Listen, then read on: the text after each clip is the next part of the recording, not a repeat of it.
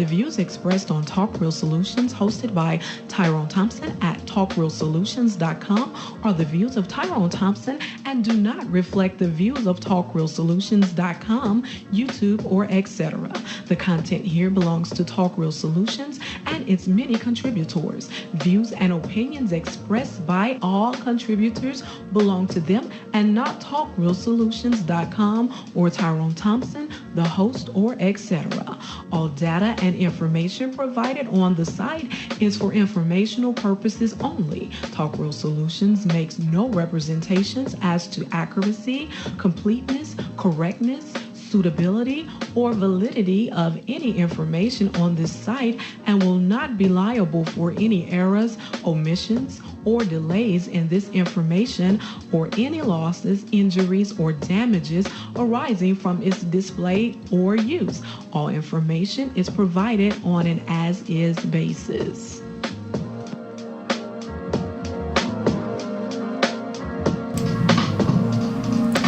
All right. Welcome to the show. This is Talk Real Solutions, and I am your host tonight, Tyrone Thompson. I want to thank you for tuning in. Today is June the 1st, 2023. We're already halfway through this new year. Wow, this is incredible. And I want to invite you to go to TalkRealSolutions.com, and on there you will find the 3-point plan to Black empowerment and financial freedom. It has 3 points. The first point is to get together with like-minded people. The second point is to stop all unnecessary spending and save your money. The third point is, as a unit, invest or save your money in a verified and trusted institution. A great goal will be for you to open a Black-owned business, and right above the 3-point plan, you have a link to African-American-owned banks and African-American-owned credit unions. We could all start moving our money to these institutions to start practicing group economics today, and check out the rest of the links and articles on the website. That's where we'll be getting the news stories from tonight. You can follow along on the website, or you can follow along on YouTube or Facebook as I post the links. And if you want to join the conversation, y'all know me. I invite any and all comers. You can join the conversation at 717-908-1834 and hit the access code at 917324. The phone number is also in the description of the show. You can get it there, and it's on the, well, no, it's not. Well, yeah, it'll be on the web page once I take this picture down. So you'll be able to call in and give your opinion, comments, questions, and just join the show if you want to. Once again, thanks for listening. I'm Tyrone Thompson. I've been doing this for quite a while, and every Thursday I look forward to giving my opinion on what's going on and things like that. And things and of that nature and such. You know, that's how old people talk. But, you know, I really and truly, I know I say this all the time, I really and truly don't have anything in particular to talk about, but there is a lot of stuff going on.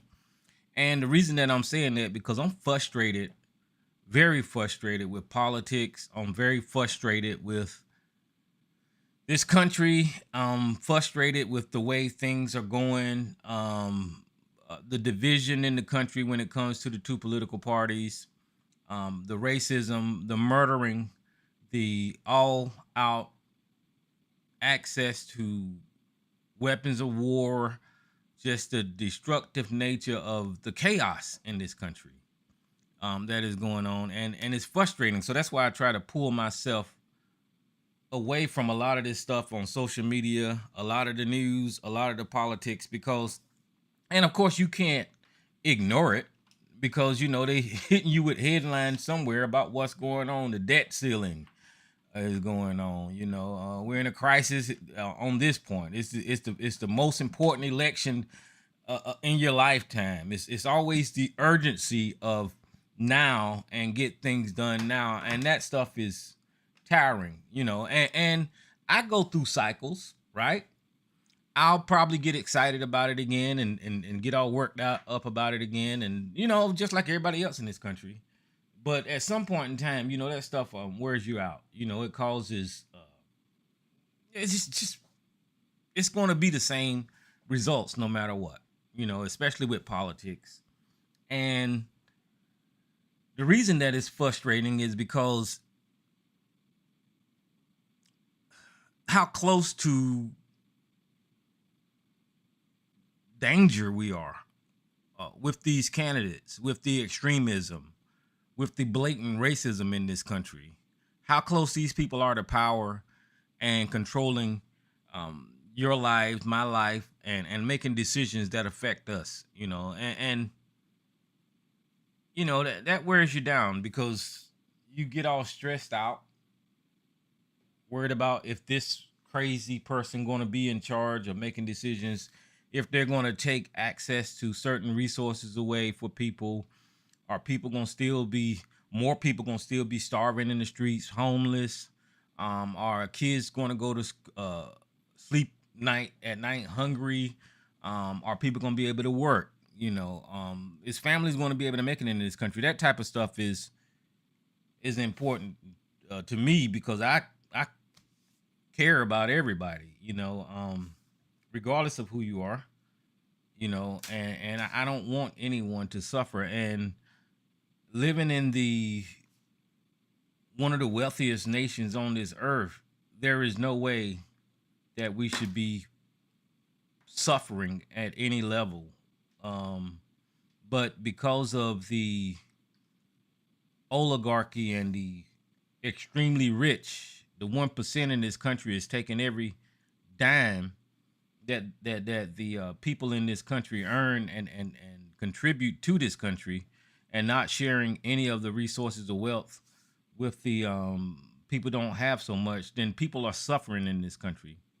And the politicians are taking advantage of that suffering and that poverty, and they're using it politically to pit people against one another, and that is clear as day on both sides of the political spectrum, but it's mostly clear with the right wing because they're using their ignorance to instill hate, incite violence in these people.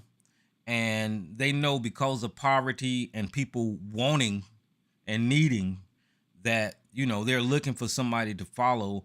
And if that message that they're following is hate and violence to try to achieve whatever they're trying to achieve, then that's what they're going to do. We see it all the time. And I know I keep alluding to January the 6th, but that's a perfect example of what I'm talking about. Those people up there didn't. I don't know how people could be so disillusioned to think that in a nation that has been running on the Constitution and laws for a long time, that them showing up in Washington and destroying the Capitol, I don't see how they think that would even make a change. Everything that they did was illegal. And moving away from January the 6th, you have people on the right that get radicalized and they do other stuff, attack minorities. They got this whole anti-trans thing right now. And I think it's Gay Pride Month, right? So now we're probably gonna see a lot of hate towards gay people. So yeah, I think it is Gay Pride Month. It's from June the 1st to June the 30th. So now we're gonna see more hate towards gay people. And not only that, I ain't got anything against gay people, but we're going to see more propaganda for gay people plastered all over the place. it's one of these things to where, okay, you're gay, be happy. I and you do have a struggle, but I don't know. It is what it is. But I don't think anybody should espouse hate towards any group of people, in particular gay people, because that's what the right is attacking. They have to come up with these agendas and these groups to attack in order to keep their side dumb and ignorant about them up there passing policies that damage their base. Donald Trump is a perfect example of that. I don't know. Listen, I talk a lot of stuff about Donald Trump, but this man is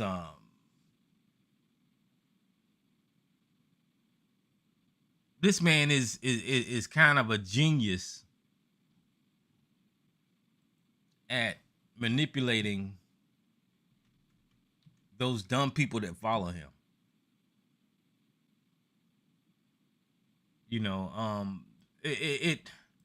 As I mentioned him, it was something that came up this week, and I was like, these people are crazy. It was something called the Trump dollar, the Trump bucks. Let me Google this. Okay. Here you go. Look at this. This is crazy. Trump and his supporters actually came up with a currency, right? Came up with a currency, and they were selling it to their supporters, and they was telling them that Trump dollar or that Trump currency was worth more than actual currency. So in other words, you could take a Trump. Let me just go out here and read the thing before I fuck it up. It was something like you could go buy a Trump buck and take it to the bank, and they'll give you 10 times what that Trump dollar is worth. And people were actually buying this. This is Forbes, and it says Trump supporter scammed by novelty items. Trump bucks as advertised as legal tender. What? See, he know that he has a bunch of idiots following him, right? He know that he could just invent money and give it to these fools and tell them to go to the bank and cash it. And now they're standing at the bank, going to spend a whole bunch of money to get these fake dollars, and they stand at the bank looking like idiots trying to cash this fake money in, this monopoly money. Trump supporters scammed by novelty items, Trump bucks as advertised, legal tender. It says several companies have been fooling Trump supporters and former President Trump by selling commemorative items they claim could be used as legal tender, according to NBC News, as some Trump supporters said they spent thousands of dollars on the items in efforts to support the future presidential campaign. This is why I'm frustrated. Because how do I live in a country that has so many stupid people in it? That is nuts. Colorado-based company Patriot Dynasty, Patriot Futures, U.S. Patriots have been advertising products with the Trump likeness, including a black $10,000 Trump buck sold for $99. They said could be redeemed as legal tender at most banks, including J.P. Morgan Chase, Bank of America, and Wells Fargo, though none responded to the inquiries for NBC News. The items, which included coins, checks, membership cards, are sold alongside Trump rebate banking system handbooks, which in the company's claim is an official document that allows the items to be used. Bank of America spokesman Bill Howden told NBC News that they were reports of customers coming into their bank to exchange Trump bucks for cash. One Trump supporter claimed he spent $2,200 on the items before warning others on Twitter about the scam, while a woman from Alabama spent $1,500 on Trump bucks before a Bank of America employee told her she'd been scammed. Advertisement for the commemorative items feature on Telegram and YouTube include video that warn Trump bucks are not legal tender, but suggesting that the membership cards are official and issued by Donald Trump. The advertisement coincide with the reviews of the novelty items, including an AI-generated proportional video on TikTok that features a fake Donald Trump discussing the handbook and a review alternative science that suggests that former Fox News host Tucker Carlson spoke with a representative from Trump office about the handbook, and now I realize I was stupid. The Alabama woman said, adding, she bought them because I believe Donald Trump, because he knows all about finance and he is going to help with the real Trump patriot. He's going to help the real Trump patriots get rich.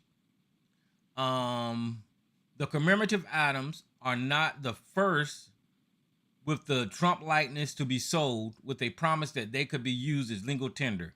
A 2022 New York Times report uncovered a similar scheme involving silver coins with Trump face on it, which were advertised by a fake account in Telegram and TikTok. Trump's son Eric threatened to sue the creator behind the cryptocurrency Trump coin, which launched in February 2016, according to the Independent.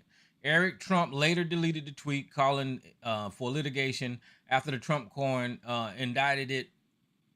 indicated it was not affiliated with the family for Trump's presidential campaign. Trump coin, worth just over 2 cents, later suggested it could be the official currency for Trump on social media. Now, look, this is why I was saying that Donald Trump is a fucking idiot, but he know how to scam his damn people. People are buying Trump bucks, and they're being told that they can double their money that they spent. Well, no, this said you can get $10,000 back if you buy it for $99,000. I don't know what the percentage is, but that's ridiculous. And you actually got people in this country that will go buy this BS and actually think Donald Trump is here to save the day. This is why it's frustrating. And not only that, you have to get into conversations with, hold on, I got to take a break. Hold on.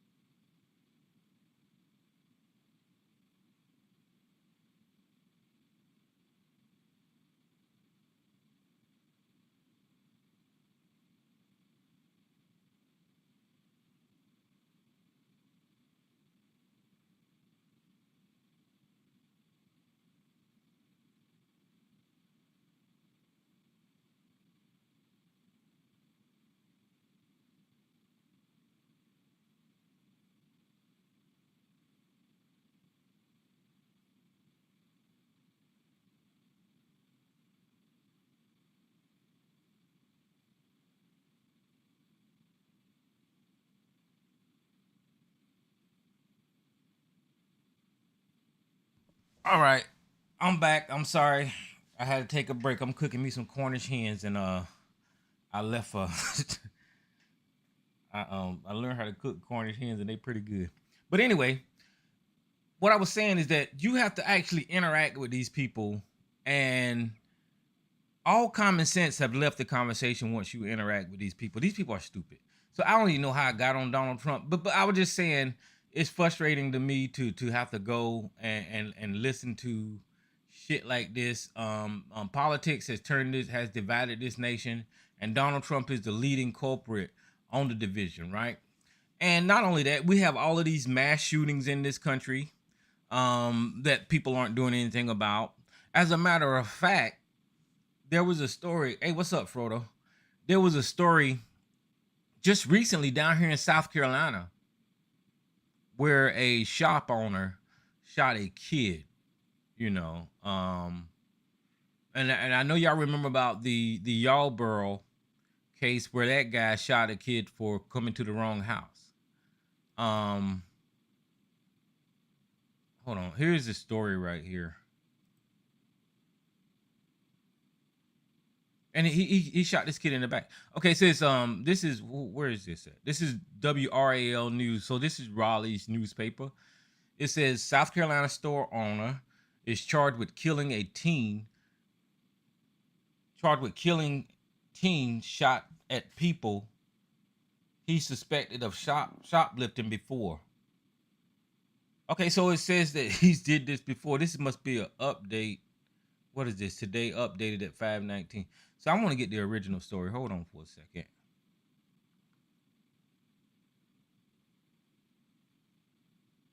Here's NPR. Let's see what this says. Yeah, here it is. It says a South Carolina store owner accused of fatally shooting a boy is charged with murder. All right, Columbia, South Carolina, a South Carolina gas station owner accused of chasing a 14-year-old boy from his store and fatally shot him in the back made his first court appearance on Tuesday on the murder charge in his death. Rick Chow thought the boy had shoplifted 4 bottles of water Sunday night from his Express Mart Shell station in Columbia, authorities said. But Cyrus Carmack Belton put the bottles back in the cooler and was off the store's property and running away when he was killed. Richland County Sheriff Leon Lott said a gun was found near the teen's body, and Child's son, who also was involved in the chase, told his father that Carmack Belton was armed after the youth fell as he ran, according to the sheriff.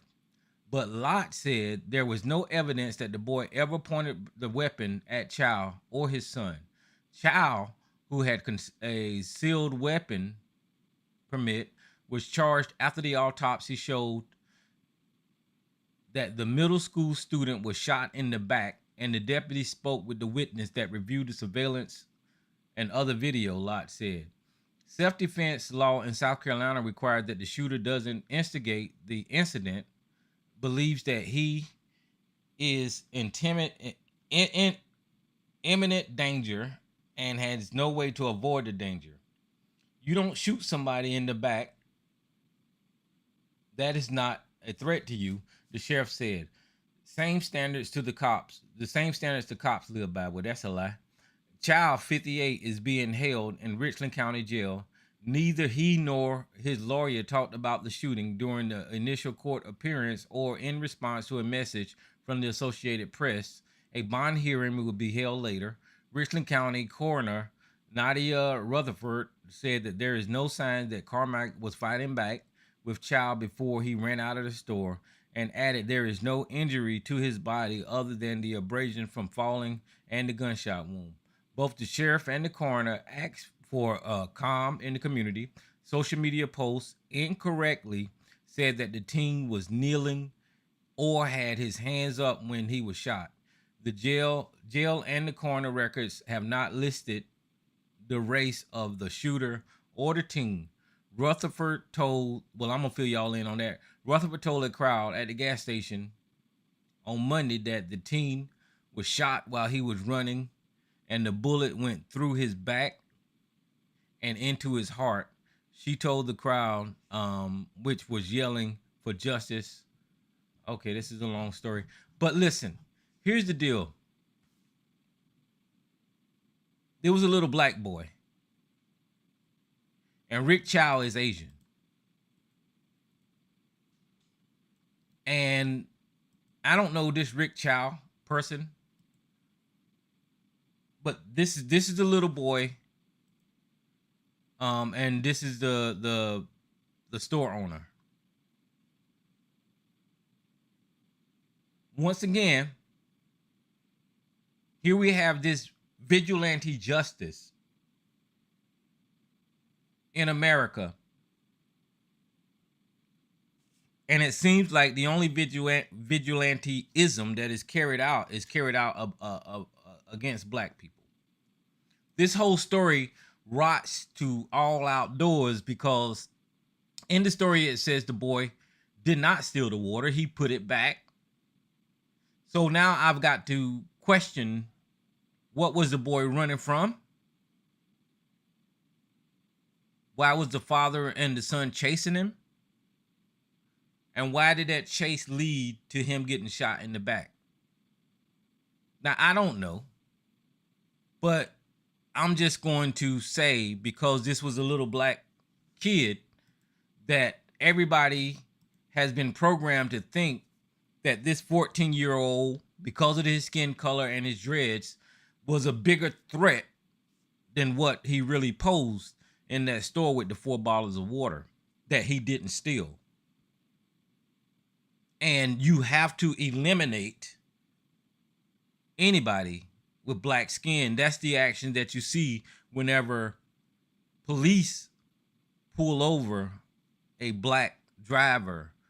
There's an elevation in adrenaline, and it's a heightened sense of endangerment by these people, and thinking that black people or we are going to somehow or another turn into the Incredible Hulk and destroy them. Why is that a thought process in this country? Well, it's a thought process in this country is because it's been programmed in everybody how mean and violent and angry black people are. And you have to deal with them. This Asian man,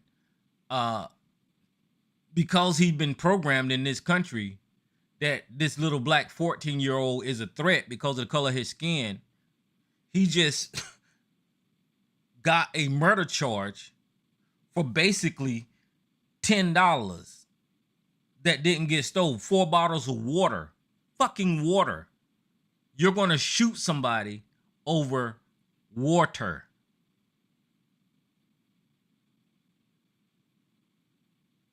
In the Yarborough case, you remember that kid walked to the wrong house, made a mistake, rung the wrong doorbell. But the shooter seen a black person. They don't see black children whenever they murdering black children. They see a black threat. And because we have a gun culture in this country and people are pro Second Amendment, and everybody is telling everybody that it's okay to use these weapons whenever they interact with black children in a negative way, they're murdering them. Tamir Rice. I don't even think it was a second before that cop pulled up to a playground and murdered that child, right?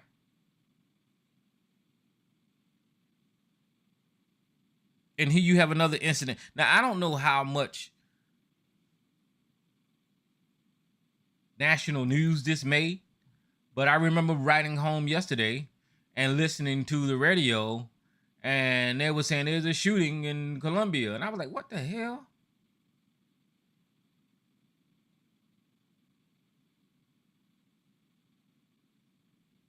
And then I found out more about the story. I was like, well, why did that man chase that boy down? And he should go to jail. He shouldn't be able to get out of jail. And here's why. It's because I don't know what happened at that store, but if there was a disagreement over those 4 bottles of water and that kid left his property, then he shouldn't have left his property in pursuit of whoever, let's just say that he stole something. He shouldn't have left his property in pursuit of the thief. He should have called the police, gave the police a description, and if the thief has stole something actually, it was the police jobs to investigate, find the thief, arrest the thief, take the thief before a judge, set a court date, and either charge him or with a fine or jail time or whatever the sentence is for him stealing those items. Once this man left his store in pursuit of this person, who obviously didn't steal nothing in this case, and then he had a weapon and then shot the boy as he was running away, this man should never see the light of day again. Because that is straight up murder. Even with the Yarborough kid case that stood on the doorstep and rung the doorbell by mistake, that guy should never see the light of day again. And here's why he should never see the light of day. Because I'm pretty sure it's against the fucking law for you to just sit in your house and shoot through your fucking door at anybody that shows up. Now, if you tell me in this country that you have that type of freedom to just shoot anybody that comes, that's some bullshit.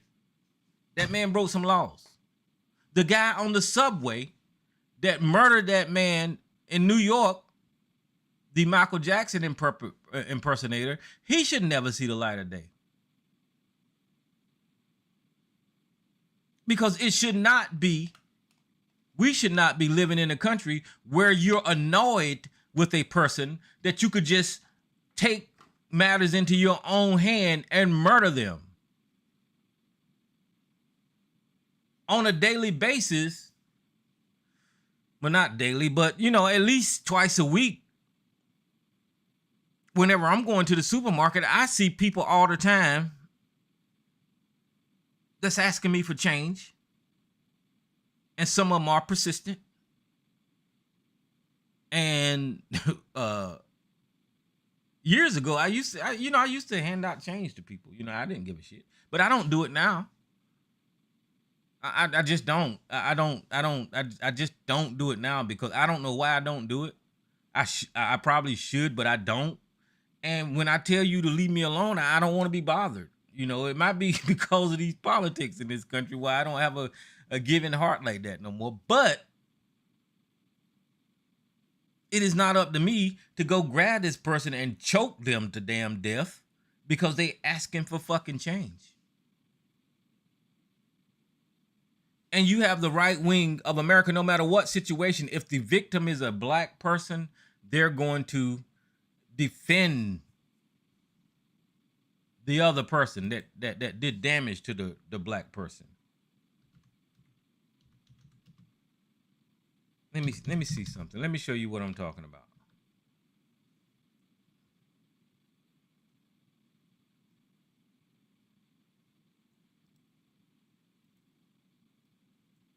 Because I heard this and I couldn't believe it. I hope it's still up.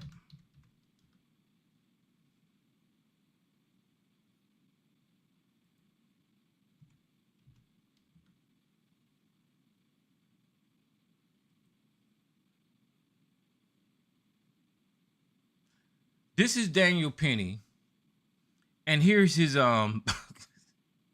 here's his crowdfunding page. Because this guy murdered a black man, he has now made over $2 million on this crowdfunding page.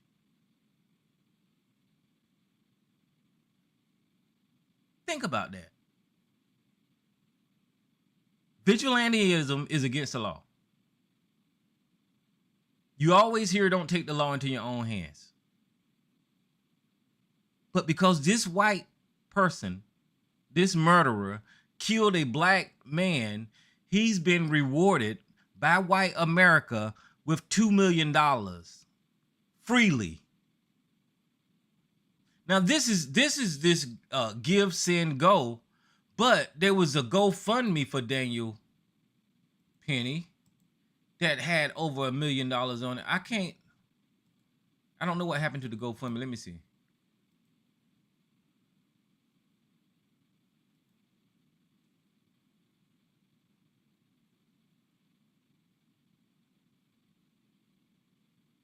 I don't know. It was up at one time. Let me see what Jordan Neely GoFundMe looks like. Okay, so here's the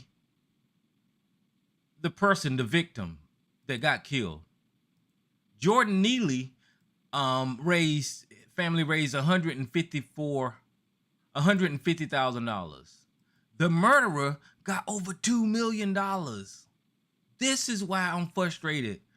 This is why it's in this country, it's just back assward. This guy is not with us anymore.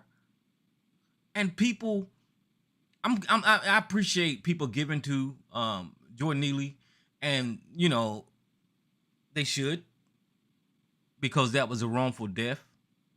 But I want you to look at the passion behind the people supporting this white man that killed a black man. $2 million to support the killer compared to $150,000 on this person's GoFundMe that's been murdered. Why is this even a situation? Well, I'm telling you why it's a situation. Because of the racial division of our politics in this country is why people on Daniel Penny's page think that it was a justified killing. Fox News, Tucker Carlson, Jesse Waters, all of these people on the right. You can listen to Harris Faulkner. She invited Marines on her show one day to defend what this murderer did to Jordan Neely. So you have one of the largest cable news network shows in America promoting that this guy was right for practicing something that is illegal in this country, which is vigilantism, and killing someone. And their defense is for him is that he was protecting people on the train.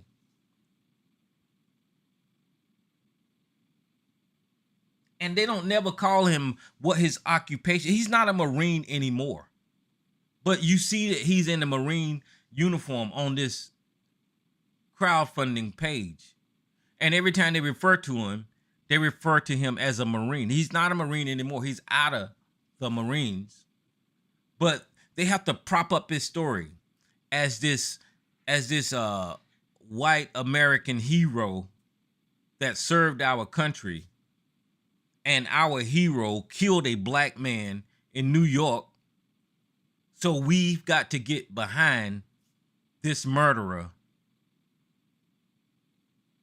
and support him at the cost of $2 million. But I promise you that GoFundMe for this guy was really high also. So this is another I wonder what happened to it.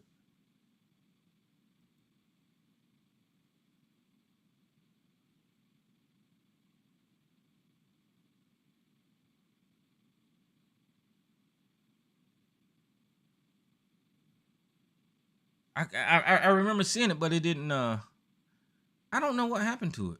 But there was a GoFundMe for Daniel Penny. I didn't know this one was up there, so I don't know. Maybe he's got $4 million because I know it was over a million.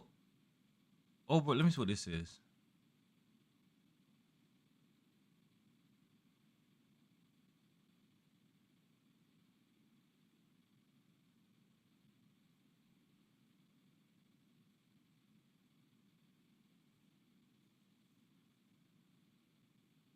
Oh, okay. So check this out. And this Forbes article kind of covers exactly what I was talking about. And I'll go over it with you. It says Daniel Penny raises $1.3 million. This is dated earlier, like May 13th. Raises $1.3 million on crowdfunding site after being charged in the chokehold killing of Jordan Neely, right? And then it goes on to say, attorneys for Daniel Penny, the man charged with manslaughter and chokeholding Jordan Neely on New York subway earlier this month, has raised over $1.3 million in crowdfunding Give, Send, Go, right? So let's go down here.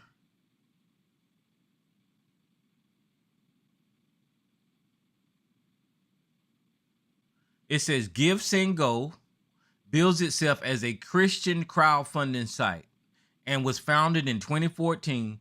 The platform became popular by white supremacists and far-right extremists who were getting booted from the mainstream crowdfunding platforms like GoFundMe.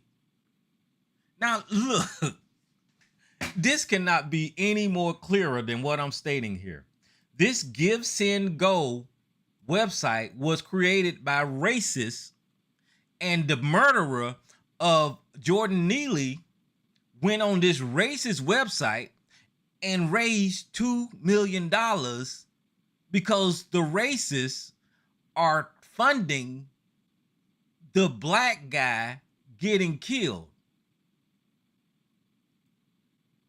I mean, I was just saying this, and Forbes written it up just perfectly because I didn't know about Give, Send, Go.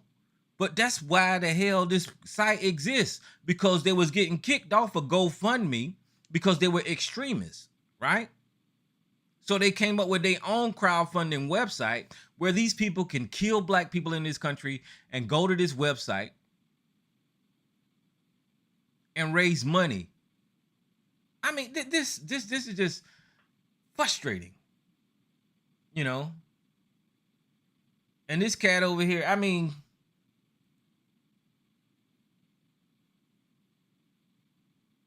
it's just sad.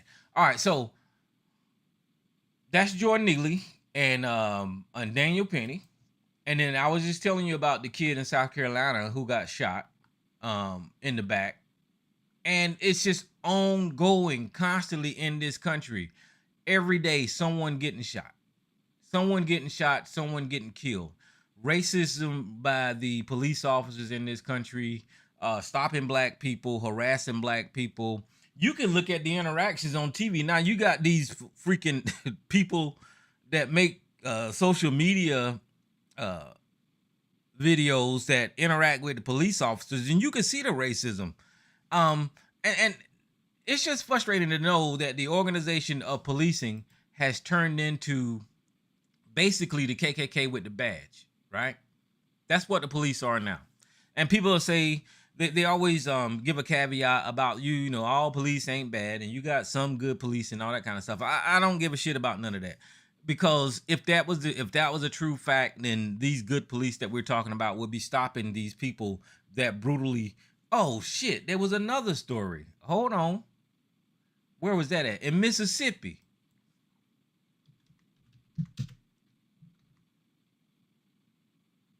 How you spell it? M-I, crooked letter, I, crooked letter. Y'all remember that?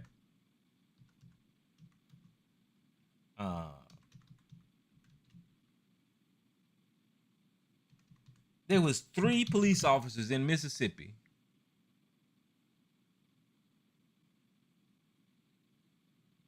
I think that was Jackson, Mississippi. Hold on.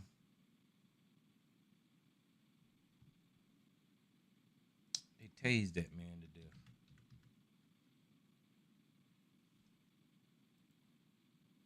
Yeah, right here. Keith Murrell. Did we got that story? Keith Murrell. No, we don't even have that story. This was another story. 5 days ago, I guess 7 days ago, about Keith Murrell. This guy, and it shows it all on body cam. What happened to this gentleman right here in the hoodie? This guy, it looked like he was a little intoxicated. And I give him that. Maybe he was drinking, maybe he was coming from his friend's house or whatever. I don't know. But he was walking through this housing area. And he had an interaction with these police officers. And the police officers, ran him out of the housing area. And he was going down the road, and then he got to some other parking lot, and somehow or another he wound back up in the vicinity of that housing area. Right? Didn't break any laws, didn't do anything wrong. Right? It kind of reminds you of the other beating that we saw on camera when all of those police officers got charged for killing that guy. Right? These 3 police officers tortured this young man to death with a taser. They tortured him to death. I'm trying to find the images for the police officers. There they go right there. These are the images of the police officers that killed Keith Murrow.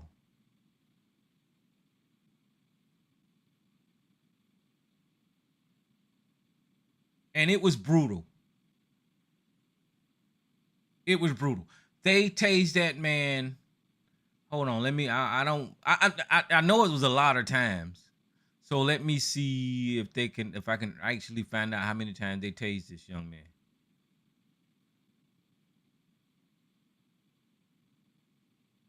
If it wasn't 50, it was 80 times. They consistently tased this man time and time and time and time again. That's him right there, Keith Murrow. And he wasn't resisting. It was the same thing that we seen in the other police video, to where they half-ass put the handcuffs on, and then they yelling and beating him at the same time, saying, "Give me your hand, give me your hand, give me your hand." And then they sticking the taser to him and then beating him and sticking the taser to him and beating him, saying, "Give me your hand, give me your hand, give me your hand." This lady right here and this cop, these two, the white cop and the lady, were the first to be charged in this incident. And then later on, this guy right here with the beard, he actually got charged also. So all 3 of them was charged in his death. But this was a brutal interaction with this gentleman. And this is who we got on the police force now. We got murderers on the police force in this country. This is what I was saying years ago when I was complaining about police officers. You could see how the police officers are transforming to, and what's so sad about this is these aren't white cops. These are people with white supremacy powers behind that badge that are murdering black people. And they lying on tape at the same time as they murdering people. And this goes on all the time in this damn country.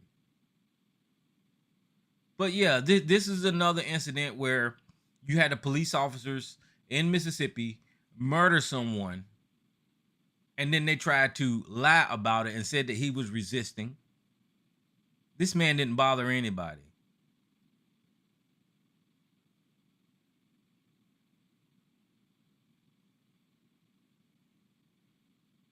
And then they laid him, well, I don't know if you call it laid him, but they handcuffed his feet and his hand, and they laid him in the back of the police car on his chest.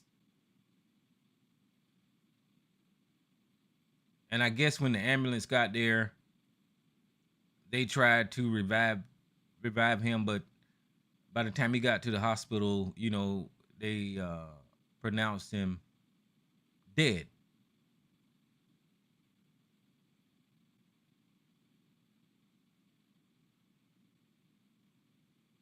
And that just happened on May 25th.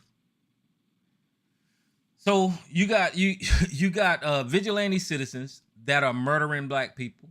You got police officers that are murdering black people. And I'm not even gonna listen.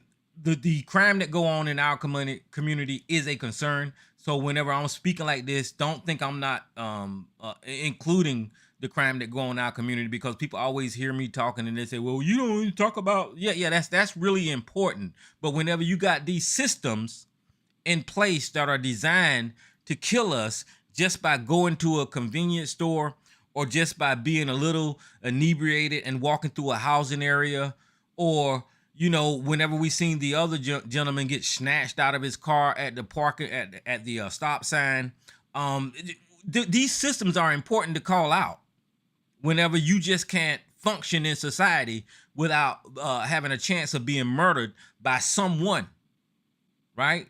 You go to the wrong house, knock on the wrong door, you're getting murdered. There was another shooting. Let me see if she got this one. Of a what was that boy? 11-year-old.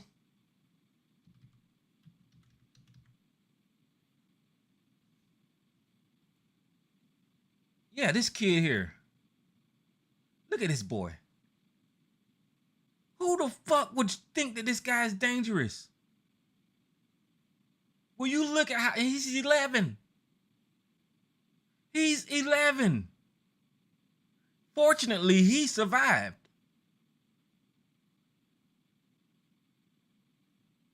So with this story, and here's him and his mom. With this story, this young man was told by his mother to call the police because her ex-boyfriend was at the house, and I guess he was causing trouble. So this young man called the police himself. And when the police showed up, I guess the ex left out of the back door. And when the police showed up, the police told everybody to come out of the house with their hands up. That's him showing off the wound. The police told everybody to come out of the house with their hands up. The boy came from out of the bedroom and around the corner, and the police shot him in the fucking chest. And this is the police officer right here that shot him.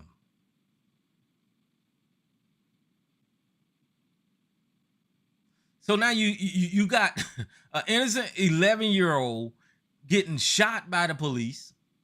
You got Keith Merle getting tortured by the goddamn police. You got the guy in New York, Neely, getting killed by a fucking vigilante. It's just ridiculous in this country how racism works and how it's displayed, and it's killing us. So whenever people hear all of these situations, they try to disassociate it, right? I'm here to connect the dots. All of these cases are associated because of the propaganda that was put out by the right wing, because they tell us that we got single moms living on welfare, because they tell us we got deadbeat dads, because they tell us we're lazy, we don't do anything, because they tell us we're angry, because they tell us we ain't worth nothing, right? And because the system of economics have put us in a state of poverty to where we have to go out and try to do the best we can, have to hustle, right? And because of that, the Marines were saying, okay, well, this guy is dangerous. He was hustling. He was trying to get something to eat. Because of that, the little kid walk out of the bedroom with his hands up, and this cop see a threatening black person, right? Because of the propaganda. Because of that, the police in Mississippi that killed Keith Merle was looking at this black guy, and he was so much of a threat, they had to taser him 40 to 80 goddamn times before they murdered him on the street. Right? Because of the propaganda in this country and people saying that black people are so dangerous. Because we're lazy. Because we don't care about each other. They just killing us left and right. This is how all of it's connected. Because there's a system in this country that actually puts into the mindset of these people that it's okay to kill black people. You can look at Daniel Penny's crowdfunding effort that raised over $2 million on a racist crowdfunding website compared to the man that got murdered that only raised $100,000. and $50,000, and you can see this system at work. And you can look at the propaganda coming from Fox News that's constantly showing violent crimes of black people and telling America how dangerous black people are. You can look at Donald Trump instilling fear into America by telling us how dangerous people of color are. You can look at the right wing promoting guns, not even doing anything about children getting murdered in their schools. So they're giving the okay for these people to have these weapons. The young man down here that got killed in the convenience store, that Asian man thought that he was so much of a threat, he had to chase him down the street and shoot him in the back, murdering that young boy. So the propaganda in this country is turned to against people that look like me. You know, my son just, I don't talk about my son that much, but my son just started working at the mall at Old Navy. And I worry every day whenever he's in that mall and interacting with somebody that is white or that is racist. And he's just as innocent as all outdoors. He wouldn't hurt a fly. But because of how he looks, because he got thick eyebrows like mine, because of just how he looks, people are going to think that he's intimidating. I didn't raise him that way. And then if something was to happen, I guarantee you the narrative would be somehow or another he was hateful. I guarantee it.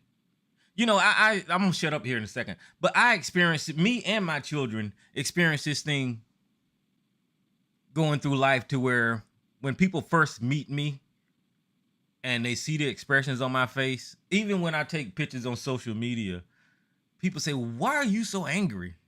And y'all hear me. Y'all know I'm not angry. But I don't know what it is. That's just the way I fucking look.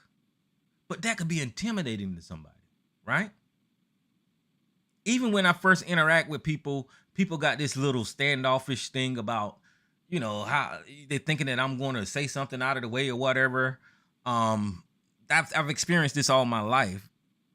And as soon as they get to know me, they say, okay, well, you know, I can. But the initial thought is that this guy is angry. He's mean. I need to put my guard up. But as soon as you hear me, as soon as I talk to you, as soon as I interact with you and you get to know me, you see that's not who I am. But why does that exist? Why does my features, why does the way I look intimidate you before you even know me? Right? I've experienced that all my life. My children have too. You know, and you know, sometimes I look at them, I go, why are you mad about it? They ain't mad. They just look a certain way. You know. And they're just as innocent as I don't know what, but because they have a certain look, people think that they're angry right off the rip. And that's what you get in this society towards our community. They automatically think that we are violent, that we are angry, that we're going to rip somebody off. Now listen. So I got to talk on both sides of this thing, because you do have some people like my older brother that won't hold his damn tongue for nothing, right? You got some people that will snap their neck and roll their fingers, roll their eyes, and all. You got some people that does that, right? But that's not the majority of us. And you got some people in other races that do the same thing, right? And I might sound racist right now, but every damn Puerto Rican I run into, all you got to do is talk to them for 5 minutes, and next thing you know, they arguing, you know. And I guess that's a Puerto Rican thing, but they cool people.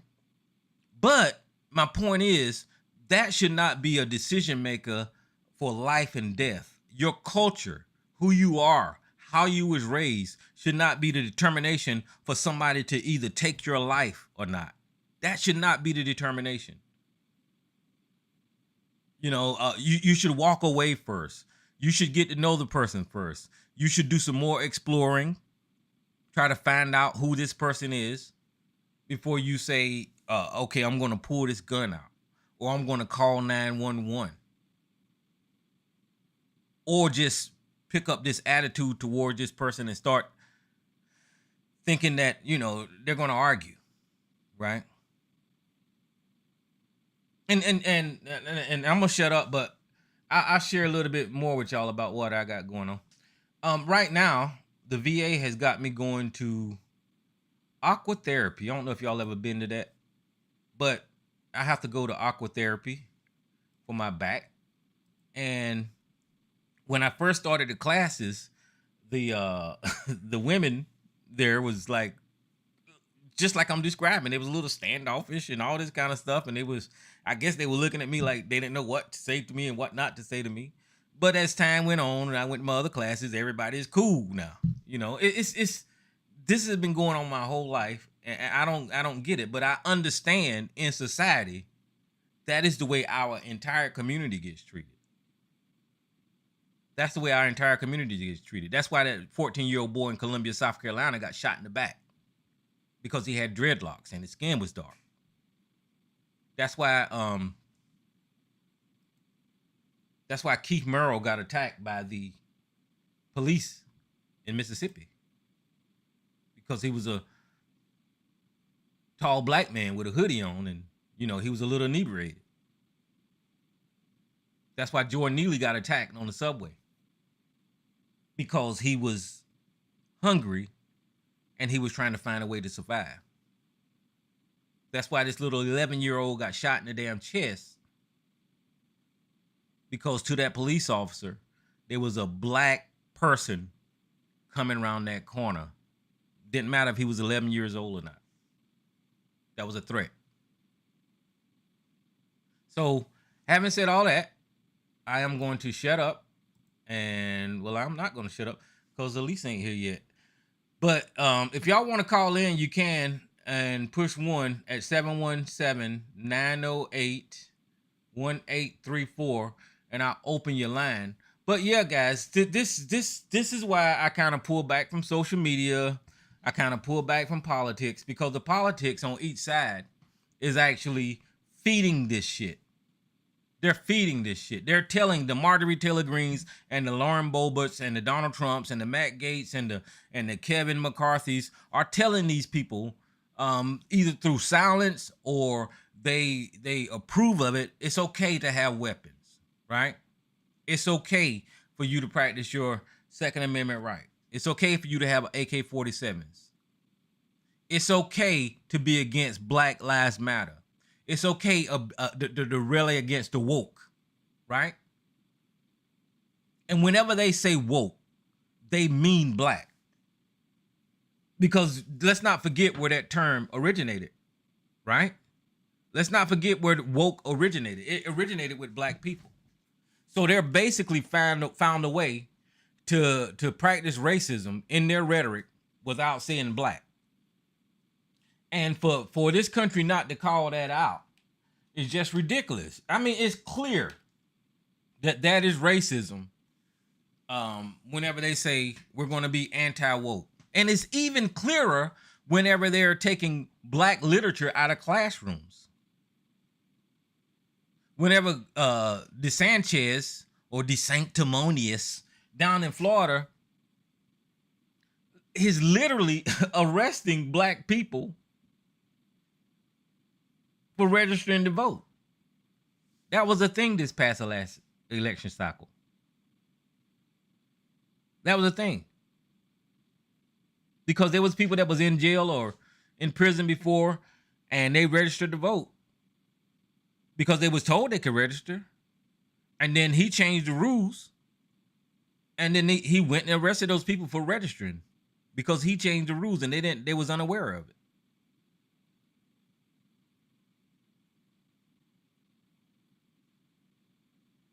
That is a thing in this country. And whenever it comes to politics in this country, I watch a lot of YouTube videos, or I don't watch them. I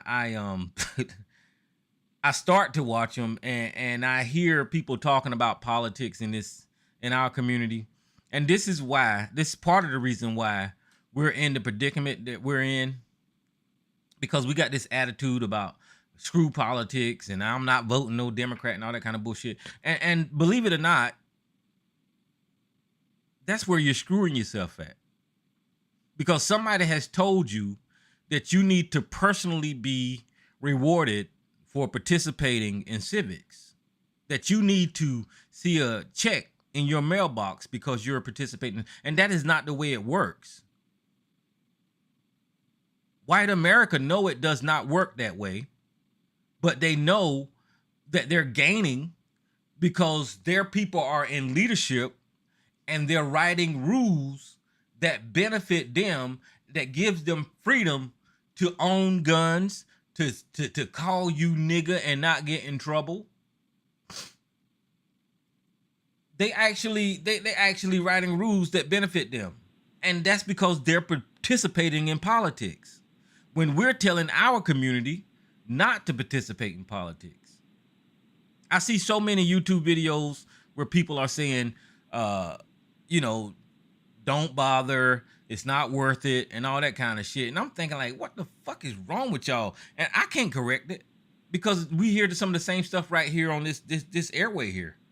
And I can tell you how stupid you sound. And then you're gonna argue with me with your talking points from social media about what they ever done for us and all this kind of bullshit. And where'd I go after that? You don't even want to have a conversation. But I'm gonna shut up now. Welcome to the show, Miss Elisa. How you doing tonight? I'm doing okay, Tyrone. How about yourself? I'm doing all right. You got anything to put out? No. I heard you was talking about the little 11-year-old boy that got shot, and about I don't know if I sent you one of those stories or not, because I hadn't heard about that on the national news. I only saw that story online, so I was surprised that the national news wasn't talking about that. What, the 11-year-old boy? Yeah. Yeah, I mean, you know how it is. It slowly get out there, and even with the kid getting shot in South Carolina in a backpack here, I didn't see that all over the place either. But I it was happened. first hearing about it.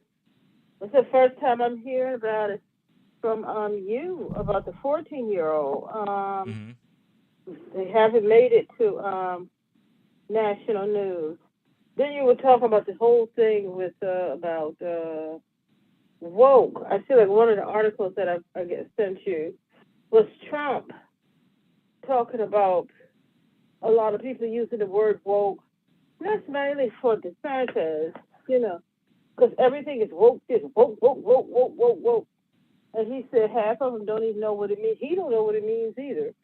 But that just is something that it just gets under my skin, especially when I hear black people saying it, the woke this, the woke that. That's just something that gets under my skin. When I see black people doing that too, I mean, you all are falling right in step with them, as if you are. Well, maybe a lot of them don't, but as if you don't, as if you are unaware that was the terminology that we were using, and then all of a sudden they took it, bastardized it, and turned it around. That is just something that really, truly gets on my nerves. And you're absolutely right. When they're saying that anti-woke, that's what they're saying. It's anti-black. They're able to do it and say it and perpetuate it right out in the open and right in your, in your face. That's why it bothers me so much when I hear black people talk about the woke media, the woke this, the woke that. That one just really gets under my skin. And when I see it, it takes everything I have not to comment back on social media, because it really bothers me. Maybe it bothers me a little more than it should, but it does. It really does.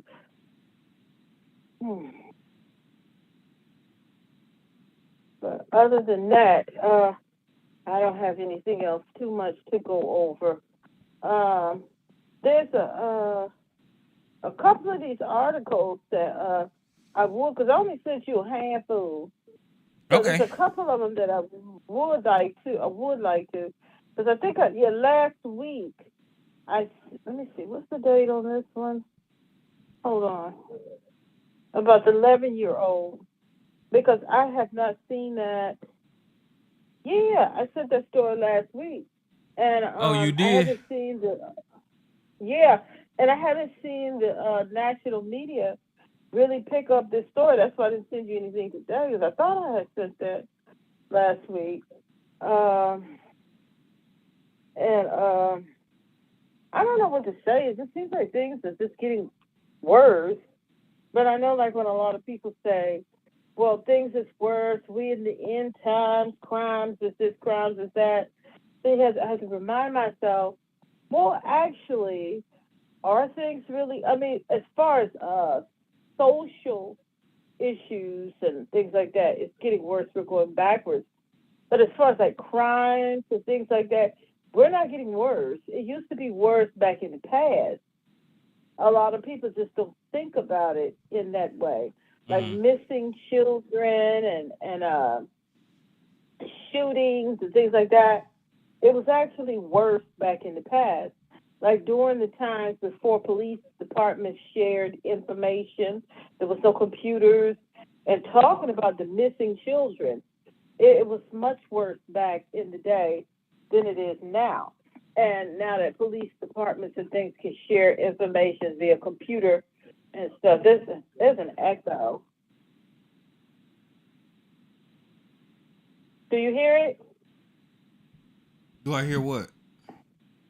The echo. Oh, is it? Let me see if I can fix it. Ugh. I don't hear it though. It's probably me and this Okay, microphone.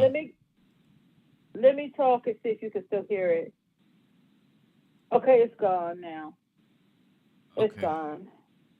I turned my mic Oh, down a but little bit yeah, though. but sexual assault, missing children, and things like that.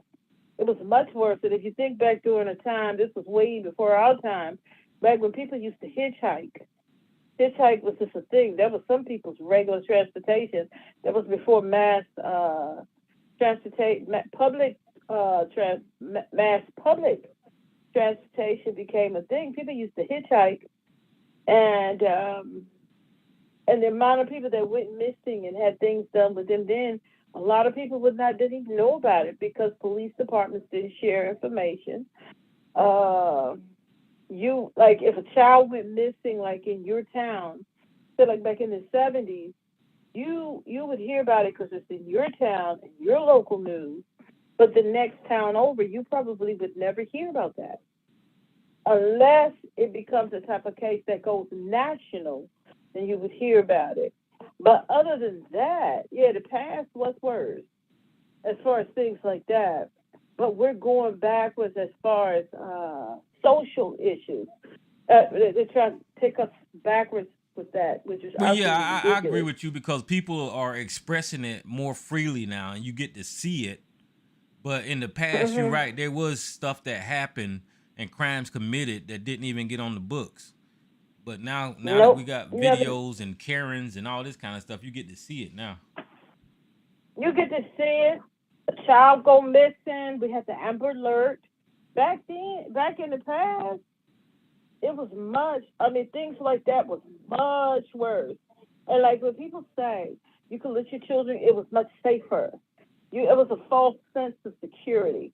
You could let your children go outside and play.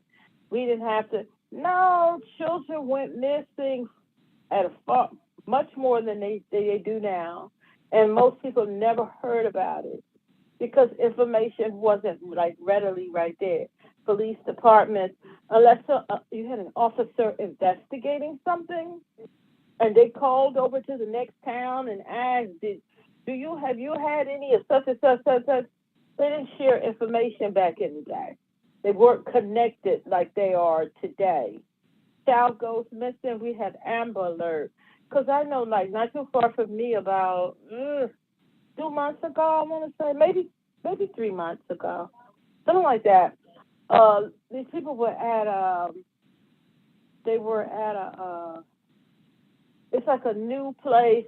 It's a gas station, but it's also like a fast food restaurant. I can't think of the name of it. They sell chicken. Hmm. So, are you familiar with Wawa?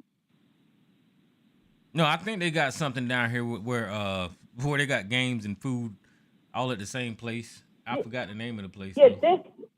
this is sort of like Wawa, but they sell chicken like Kentucky Fried and Popeyes and stuff. And they're starting to pop up. I can't think of the name of it right now, but they're starting to pop up in this area, and they're really nice because they sell. It's a lot of people go there. There's a convenience store, and it's really they really are pretty nice. And this couple was going in, and not too far from me, they started to get some chicken, and I think one person went inside and the other person stayed outside. I don't know if they were pumping gas. They were driving that big Toyota truck. They were pumping gas, and you know, two hoodlums came up with a gun, and they carjacked, but they didn't know that there was a 3-year-old, a high 2-year-old, however old the baby was, in the back seat. And right when that happened, like the Amber Alerts went off, and they were saying that they were seen over in such and such, such and such, and it just happened. And I would say in probably less than an hour, they had the child. Because I don't think those two hoodlums, I don't think that they were trying to kidnap anybody. They Hmm. was just trying to take that expensive truck, whatever that big Toyota truck is. They were trying to take that because it's brand new. They were trying to take that expensive truck, and the child was in back seat in the car seat, and they drove off, and they caught them. I think like maybe a couple of towns over, like, maybe 30 minutes from here. And what they did, I think they wrecked. As they probably realized that he was in whatever went on, they had ran up on a curb or whatever. But anyway, the people saw them because everybody got this Amber Alert, and they spotted because that's you're gonna spot that big old brand new truck, and they started calling the police. And anyway, they ran a curb or something like that, and they got out and they split, right? And so then the police showed up because when the people was calling, I see that truck, I see that Toyota, I see that this, and they caught him, and they went got the baby out the truck and brought him back to his family because it was like no time. Back in the day, like in the 70s, they probably never see him or the truck again. You see what I'm saying? Right. But we're so connected, and every time I get an Amber Alert in this area, I always come and make it my business to pay attention, just in case I see it. But usually you find out like no, not too long after it, they find the children. They get them in no time. But You said the Amber Alert works. Amber Alert, yeah, it Hmm. works. Hmm. Y'all don't get the Amber Alerts there. No, we do. We do. I didn't know how productive it was. I do know Yeah, that it's they. productive Hmm. Cause we get them because all on our cell everybody gets phone. If it's an Amber Alert, it comes through the yeah, cell phone and all that. and it's loud too. Hmm. But what I have noticed that when the Amber Alerts go out, by the time you check later, like you go online and check, they done say found the child. Like they found that little boy. It couldn't have been a full hour later they found him. Hmm. Because the people spotted that truck, whatever that big Toyota truck is. They spotted it and they started calling. And whatever went on, they ran the curb and they got out. Maybe they saw people seeing them or somebody got the fault. Anyway, they had the child in like it's less than an hour because everybody's phone got the Amber Alert. And I've noticed that a couple of times that we've gotten Amber Alerts in this area. And when you check an hour or two later, the child was found. So that Amber Alert does work because when people see it, people are more likely to pay attention to things like that, especially when there's children involved. You see what I'm saying?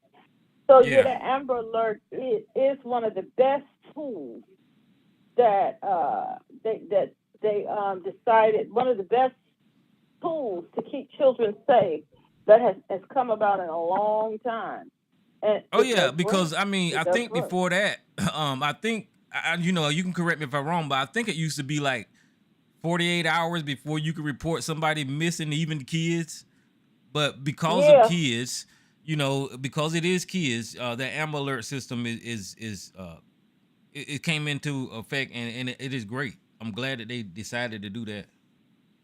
yeah, it's a good thing, and it does work because I've seen it like work. Like we get the Amber Alert, you check some like not too long after they have the child. They have the child. Somebody saw them and called the police. You know, so yeah, like they found their baby, and the thing is, they said they caught the two who they ran off, but eventually they caught them. I'm like a day later or something, not too long after. And from what there, when the police questioned him, they said he was asleep in the back seat, and that he woke up. And I remember we were making a joke that baby fell asleep back there waiting on his chicken, and then he was kidnapped in a car chase and a wreck, and didn't even know most. I tell you, I there was one.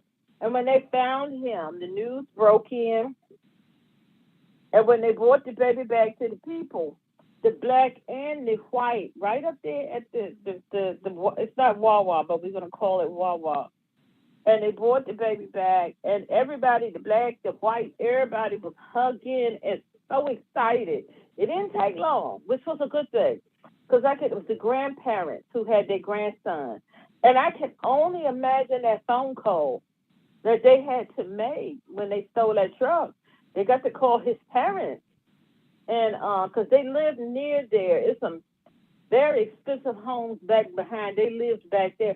So I can only imagine that phone call. But they had them before. They didn't even get a chance to really out there talking to the police and everything in the parking lot at the Wawa place. They didn't even have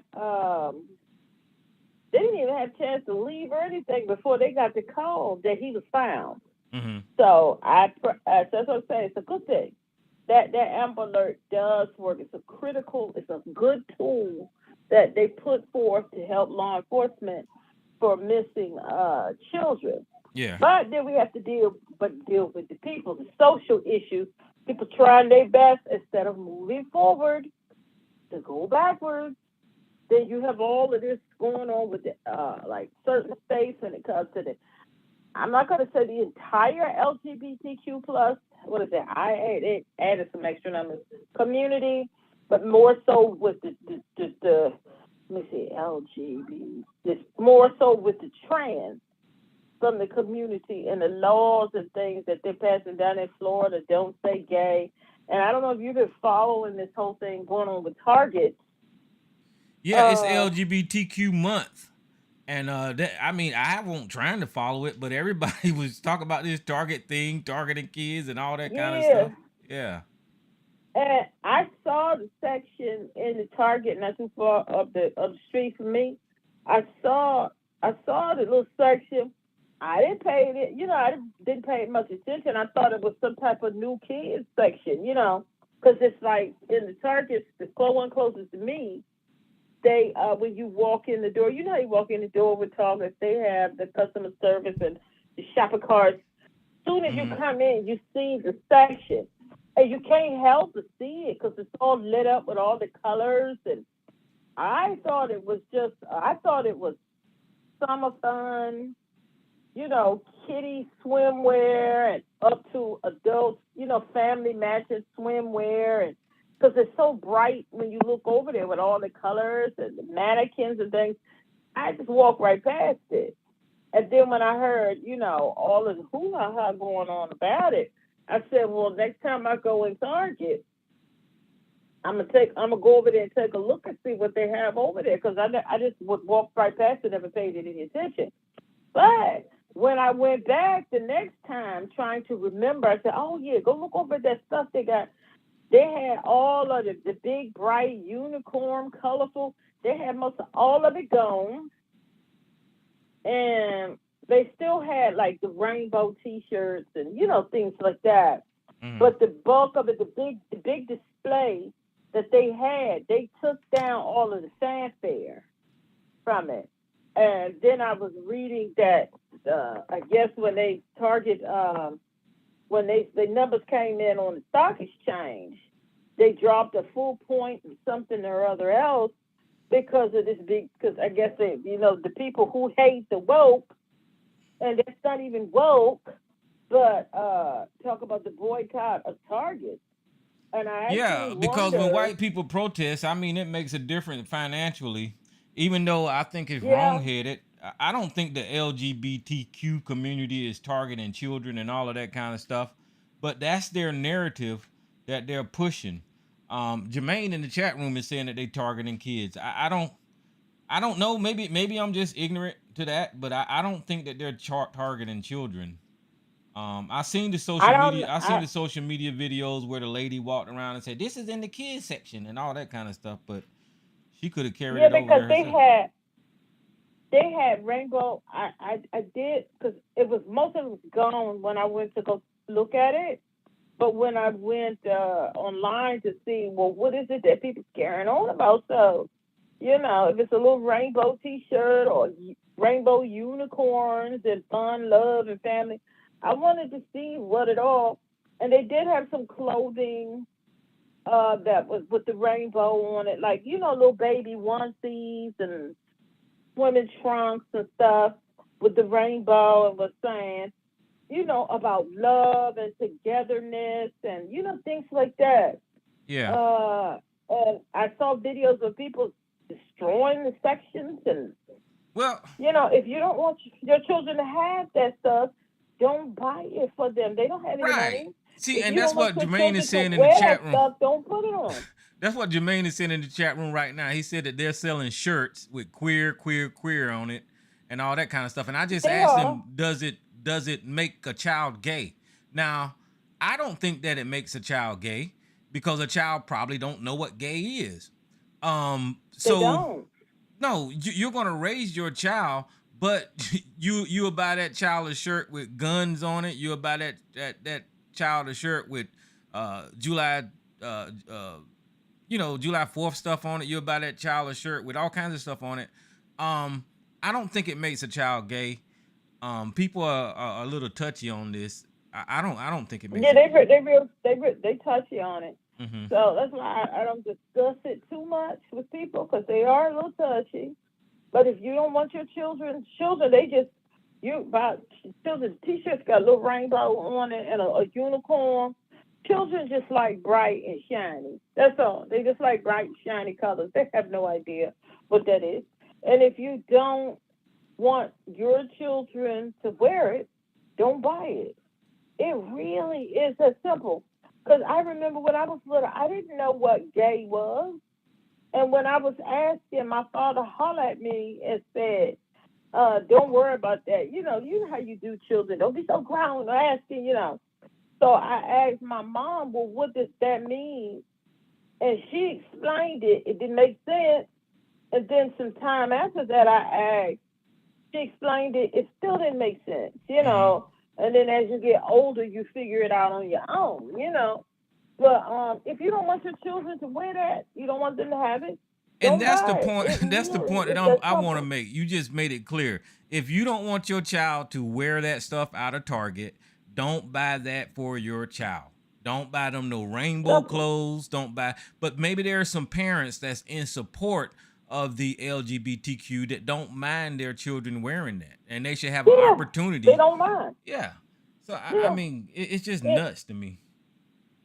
and their children, if adults who they have LGBTQ relatives or friends, or one of the parents is LGBTQ, and family and friends, they don't mind. Their little child had got on a little unicorn, and see that's the thing.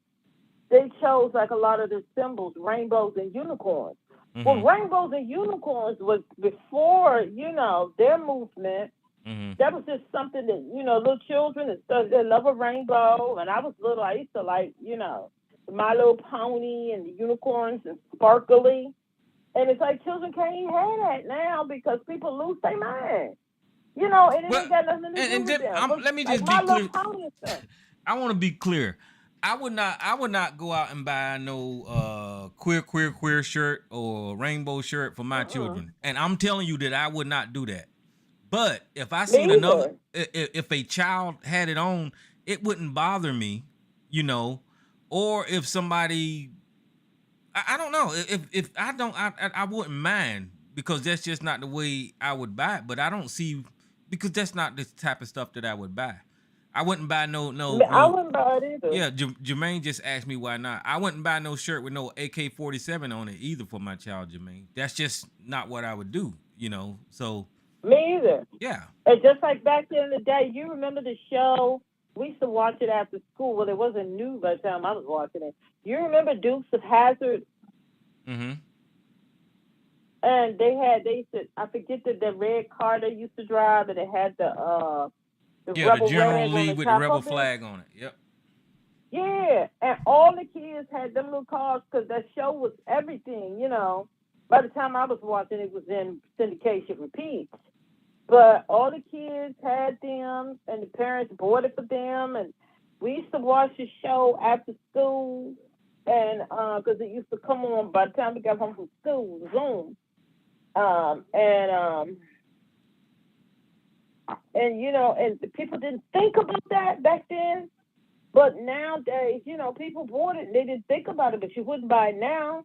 But just like with the rainbow, the LGBTQ plus, I don't have children, but if I have young people in my family, I wouldn't buy that for them. Mm-hmm. I wouldn't. I wouldn't buy that for my children. But if their parents bought it for them, or I saw some little kid decked out in unicorns and rainbow, so be it. That's none of my No, business. it kind of And I reminds me. think and It kind of people remind. It should kind of be reminds able me to have. when I was young, younger in high school, I think, and boys started testing out wearing pink. You know, that was a big Yeah. thing. Mhm. It was like a Mhm. big leap for boys to wear pink. Yeah. And once that came into fashion, I mean, people started wearing pink. Men started wearing pink, and there was nothing wrong with it. But people was thinking, "Ooh, you Yeah. wearing pink? You a girl?" and all that kind of stuff. But that was nuts to me too. Who's this unknown caller? What's going on, man? What's Good evening. happening, Jay? Hey, Happy Right. LBGTQ ABCDEFG month. Oh, it's it's a ABC's lot of month. alphabet.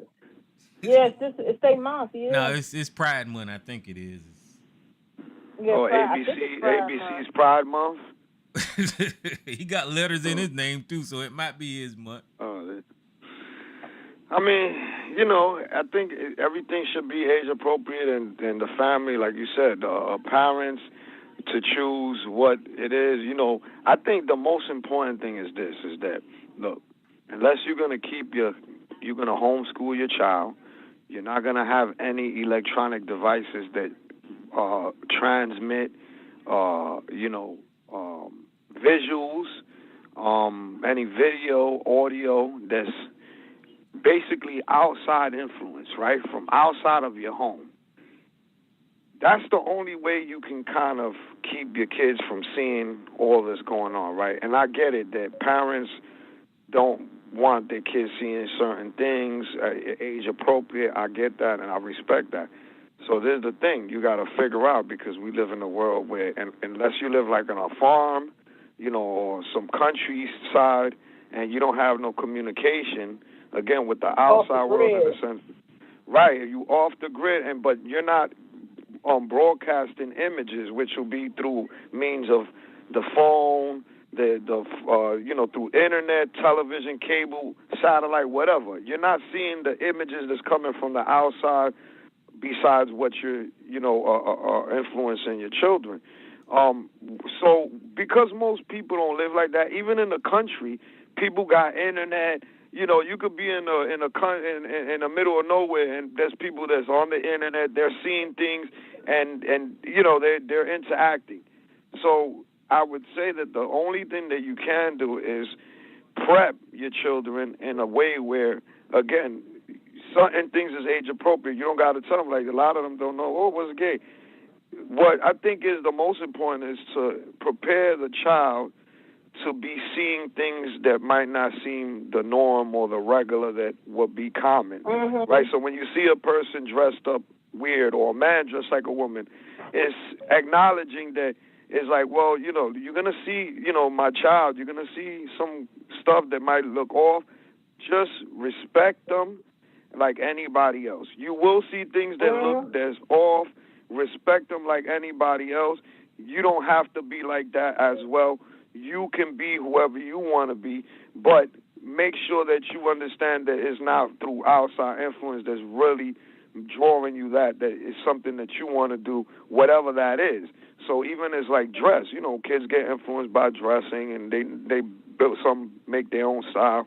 But for the most part, we're all influenced or have some type of, and you know, like something that we see, and that's how we learn, and that's how we build our own character.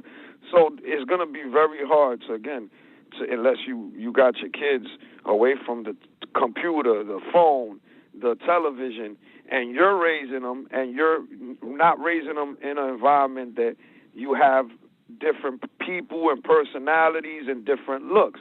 You know, a big city like New York City could be a culture shock to some people.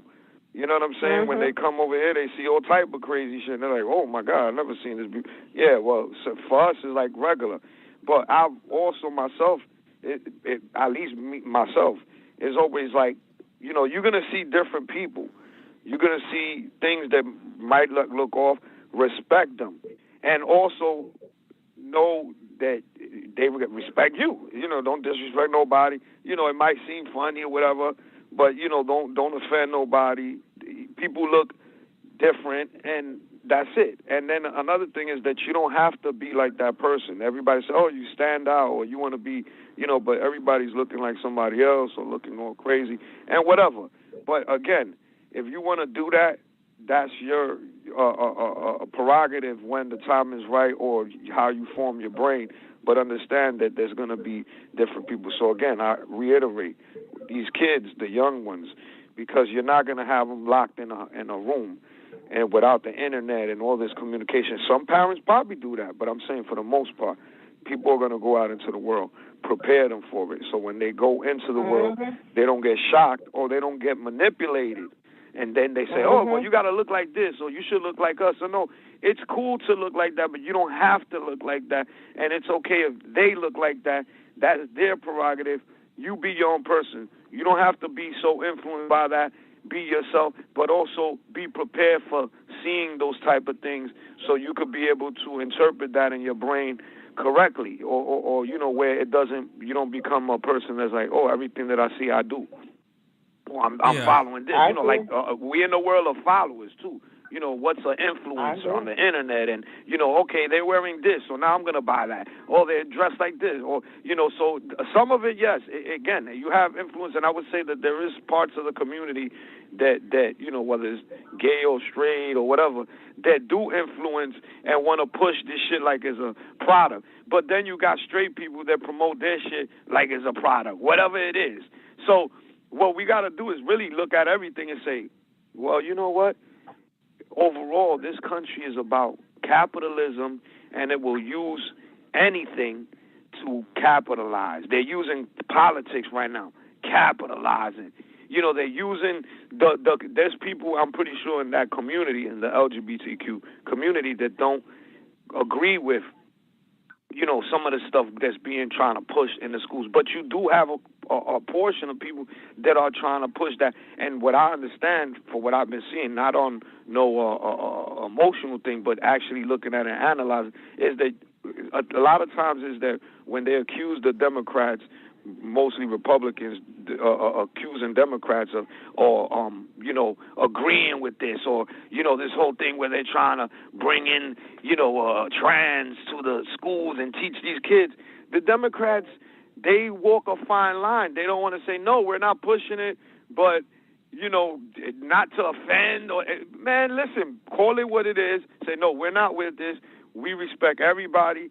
There's age-appropriate things. I don't care what you are. We're not trying to treat nobody special. That's another thing. LGBTQ, we have to respect everybody like the same. But all this special treatment, like people are handicapped and shit like that, we got to kind of push back on that too. So we got to keep that balance. Respect everybody, but we don't got to treat everybody like they little kids and little girls. You know, when you're a grown-ass adult, and you got to be told what it is, how it is. It's like it's true that a lot of people are becoming like hypersensitive, but you also got to respect people. So it's not like you got to always be that blunt or insult people, or it's how you say it, the conversations you have, but doesn't mean that you got to hold back everything. Say what you got to say, but let's be respectful to people when we have these conversations. You know, we go back and forth. On the show is a different situation. We're talking about now when you're in a bigger arena dealing with these human beings with things that affect the children.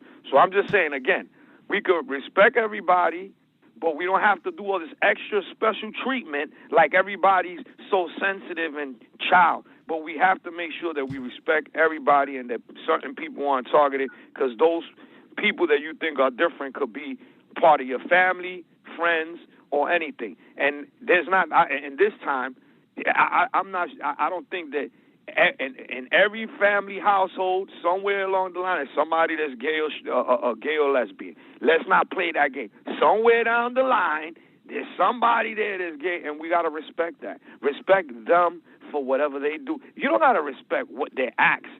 Just respect them like a human being. You don't got to, and then that's another thing again. We don't got to give all this special treatment like everybody's a little girl and things like that, but we got to respect people. So you don't have to get that extreme, but you have to also respect, just like you would like to be respected as whoever you are. That's all. I'll leave it there. Yeah, Africa has one of those countries has made a law to for the death penalty for gay people, right? And I think I just seen that, yeah. Ted Cruz made news by saying, you know, that's a little bit extreme. Now, the reason he made news is because he's Ted Cruz is a fruit. That's why. Yeah, the reason that he made news is because he's at the right wing, and that looked like he was pro-gay by saying, you know, you can't kill homosexuals in Africa. But what the deal is if we keep condoning the mistreatment of gay people in this country, right, we're headed down that same path to where everybody gonna say, okay, we'll kill them. You know, and that's just crazy to me. We live in a country that's everybody's supposed to be free, period. It doesn't matter what your sexual orientation is. You're supposed to have the same rights in this country. You're not supposed to discriminate, which is what Ron DeSantis is doing down there in Florida against gay people. That's against the Constitution. I don't know why they ain't suing that man about that. But you can't discriminate in this country for sexual orientation or none of that. So let those people... Let gay people, LGBTQ, be free in this country, do whatever they want to do, have the same rights as everybody else. The problem comes because of religion. And y'all know I don't speak on this a lot, but that's exactly why I see the hate in the chat room from Jermaine and Frodo and ABC. Was it Frodo or Mr. Triple Digit? That's why it comes from religion, and that Bible is telling y'all that gay people are an abomination. So what they're doing on the right is the same thing that I try to explain what they're doing with the word woke. So with the word woke, it's with anti-black stuff. They're just basically saying black whenever they're saying woke. But whenever they talking to you about anti-trans stuff, they're pushing that religious ideology into the community without saying it's Christianity. That's exactly what they're doing, and everybody is falling for it. That is it. I agree. I agree. I agree with you. I mean, you don't. If it's Uganda. I think it's Uganda. Yeah, one of them countries. I mean, I think it's Uganda. And my thing is, the what do you call it in New York? The you know, where they have all ambassador. The countries. Where do all the ambassadors go? The consulate. United Nations, the consulate. United Nations. Right. I mean, what they need to do is, what whatever aid and different things, because I'm sure Uganda's probably getting aid from somebody. They need to strip them, and I know a lot of black people would get upset that I'm saying this, but they need to strip them of every bit of aid that's being sent there, because I mean that is just atrocious to do something like that. Did you think? And this is the thing, like Tyrone said, it is religious based, but gay people, LGBTQ plus, these people have always been. You hear about the writings going way back into ancient times. It's always been. If you're not born gay, nobody can turn you gay. And that's the thing that I don't understand. Nobody cannot turn me lesbian. I'm heterosexual. That's where I was born. But I think they need to be stripped. They need to be sanctioned for them to change those laws. That is just absolutely, because I saw a documentary, I think it was it's Uganda, it might have been Kenya, one of those countries, and how bad the laws are there, and how they were, in a sense, killing people and torturing them and doing all kinds of things like that. Like if they catch us setting people on fire and things like that. And the documentary I saw, like the group, like some of them were able, from the LGBTQ plus community were able to network and, and have their own gatherings and different things like that in peace. And I declare that movie it had me crying. I cried. The tears was meeting under my chin because of the things that they have to go through in those countries. And as a black person, heterosexual black woman, I just can't see how other people could treat other human beings like that. And then I saw a thread where people were talking about it. It was some from the continent of Africa, because I think, what's her name? Kamala was over in one of those countries, and she was there with the president or whatever they call their leader, and they were having, they were doing speeches and speaking and stuff, and she had spoke out against, their treatment of their LGBTQ plus community. ABC was up in arms like a little girl too. Yo, what is he doing to go over there? With his, he sound like he got a sausage in his throat. But anyway, that's another story. Over that, but and I saw the comments and the things that people were saying. Then I saw some videos, because I do watch some of the African channels, on YouTube, the different things that's going on in the different countries. And they started putting out videos that their president or their ambassador, whatever they call their leadership, was like, he put Kamala in her place. He told her, no, he didn't. He didn't. She said what she had to say. He said and that was it. And he made a speech after Kamala was back on the plane, headed back to the U.S. He had a few choice words about it, but he didn't put anybody in their place, because they still need whatever aid that they might be getting. They need that aid, so he didn't put anybody in their place. And I just think it's deplorable as a black American of African descent to see them treating their fellow citizens like Africans, that. That's right. Because I remember, and they got upset when Obama was president. I think he was in Kenya, and he kind of said a little something about the treatment over there of the LGBTQ. And man, people was like, well, he's undercover. He's this, that. That.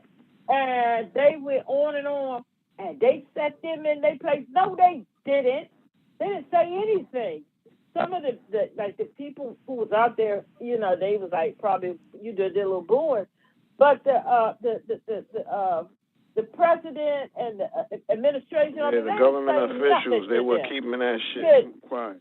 They say nothing to them while they were there, because they need that aid, and that's why they're actually starting to replicate. They're starting to replicate and duplicate the Republican attitude here, right? So you're focused on this whole shit about gay shit, right? when we got problems that are deeper. Africa got more important shit to deal with. Yes, it got to deal with AIDS. So how about y'all do shit that has to do with AIDS overall? But deeper than that, we need to employ people. We need to empower people. And you worrying about this shit versus all the other important things that we need that you got done there. going on. People Exactly. need to eat. People need homes. We're talking about now we're moving modern into the future where everybody's trying to tap into the resources of Africa, and you worried about homosexuality and what they're doing behind the closed doors. Like, look, come on, we got to get real, man. And again, they're not only doing that. Right. That's what I'm saying. Are they duplicating what they're doing here in America? Because they're focusing all their energy and shit like that, and yet here we are with debt. Here we're dealing with no jobs. It's you know what I'm easy, saying? Point the finger over there, guys. It's easy to give the death sentence when your religious doctrine says that you can. So if you're looking at African and they're Christian, then they can make a law based on that. That's just like in Saudi Arabia, people getting stoned to death based on their religion. Yeah. So in America, we don't try to look at the extreme versions or interpretations of that Bible. But if you just read that text, it is very extreme when it comes to certain people, especially homosexuals and atheists. They want I agree. Atheists put to death. They want homosexuals put to death in that Bible, but they're not going to say that in America. Right. I mean, and as much as it says this shit, like Kamala, of course, she's not with that, and most Democrats, are more like sympathetic, respectful. But let's be real. Like, again, there's a portion of this country that is focusing on things like that. They're targeting the gay community. And okay, you might have some points in certain things that you can say, okay, we got to change certain things with this, that, with the kids. There's certain things that we could talk about in the area, but how about the kids getting educated? So, okay, you're talking about them having these gay. Okay, so if you don't want that, why are you not focusing more on the educational aspect of it? Why are we not educating our kids more? Why are we losing, the schools is messed up the way they are? Why are we not getting the teachers the money that they need to teach the right shit or what they need to learn so they could be better productive citizens and neither side, you know what I'm saying? Like everything else but that, like for real? Well, neither side can talk to each other, right? Because whenever they go so hard against gay people gonna push back just as hard. For instance, this is something that I think that should be debated. Those gay parades where men are walking around with their butt cheeks out and fake penises and all that kind of stuff. That's something that could be debated. But neither side can talk to each other. Neither side can talk to each other because of how extreme Democrats each side don't want to touch that. So now they're going to be more naked and be more sexual aggressive in their parades because they ain't gonna get told what to do, and the other side is just and to prove a point too. Yeah. So I mean, nobody wants to see that. No, and then the Democrats don't want to have that conversation and say, you know what, maybe we should not have that for the children's sake, because when we're doing these parades, they're in the public, in the middle of the city, town square. There's kids walking around. There's parents, even older people. They might not want to see that. So if we're gonna do that where you want to show your cheeks and all that, have that in a closed-in place. If it's a park, it's a park that's closed in that you could. It's reserved for that type of atmosphere. It's not saying you can't celebrate your stuff and do what you want, but it's just like as much as y'all complain about y'all don't want women with their cheeks out. We got people on here that be complaining about they see a woman's butt cheek and they all up in arms, but then they're biting their fingernails, eating their fingernails, wishing that they could be with that woman. Isn't that ironic? Mm-hmm. Just weird. No, but again, everything could be a conversation. And things are, yes, we can talk about that, and certain things can be changed, but the Democrats, they so scared, they don't want to talk to their LGBTQ. It said, no, we got to, look, we're going to support you all the way with these things, but there's certain things that we got to make sure that we protect our kids in certain aspects. Yeah. Some shit that they're talking on that side is crazy, but now we're talking about, okay, there's certain things that's age appropriate, and we got to keep that standard no matter what, because that the youth needs to be educated with more important things than knowing about this stupid shit or what the sex is or having sex. Right now, it's not important for them at that age to even thinking about having sex or doing none of that. They got to get their education and empower themselves, get their minds right, because when you get caught up in that, then your mind gets diverted. We know that.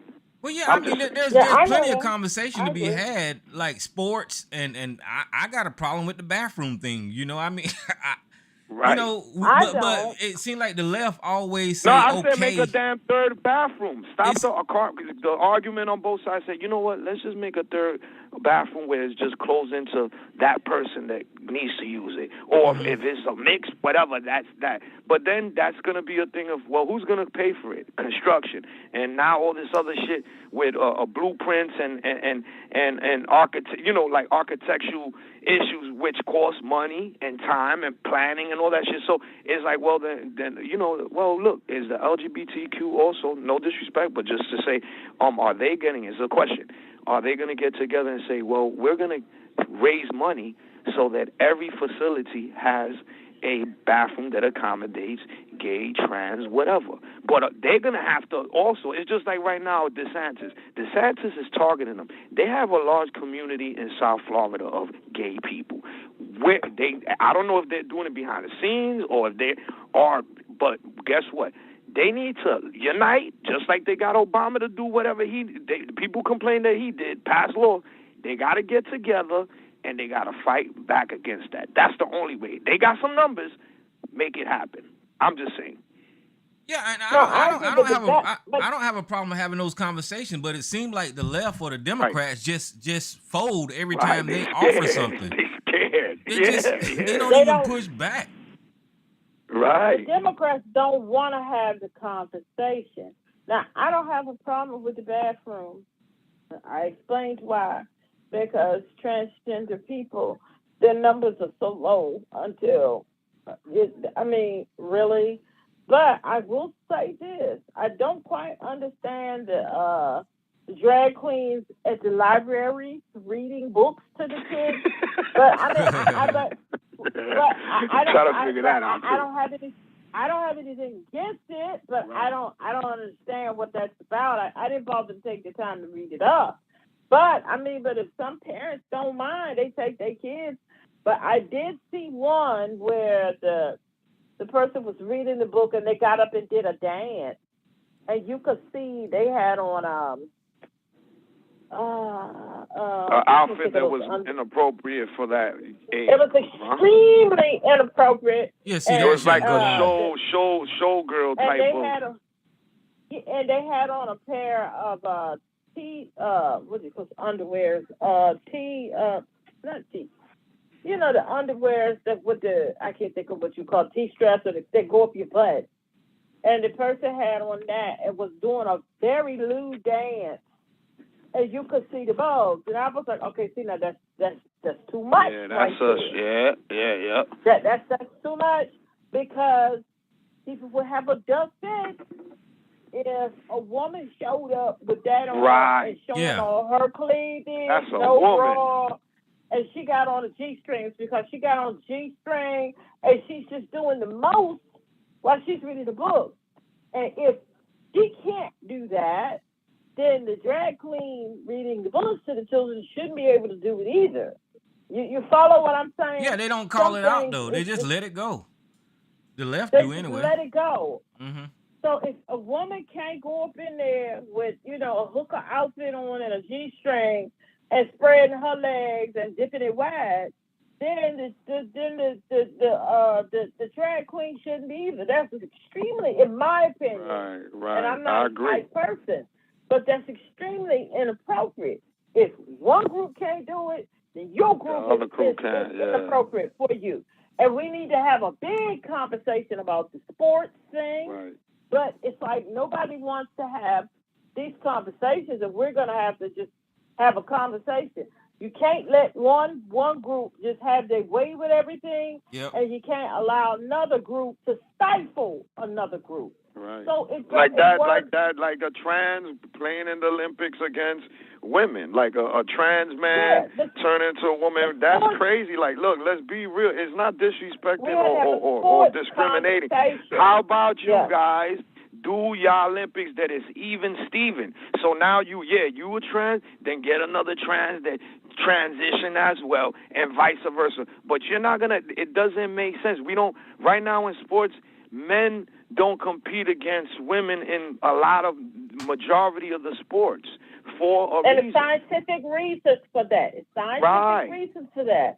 So we need to have they can't get mad. All of the experts need to have an honest conversation. Because I could get out here and say I want to be a ballerina. I'm past that. That's not going to happen. But some things you just cannot do. You follow me? And we need to have an honest conversation about not men's sports don't have a problem, but women's sports with all of the experts and everybody telling the truth and everybody having an honest dialogue. No emotions. No emotions. Science. Honest about and it. Logic. And not afraid, like the experts, not afraid to tell speak the truth.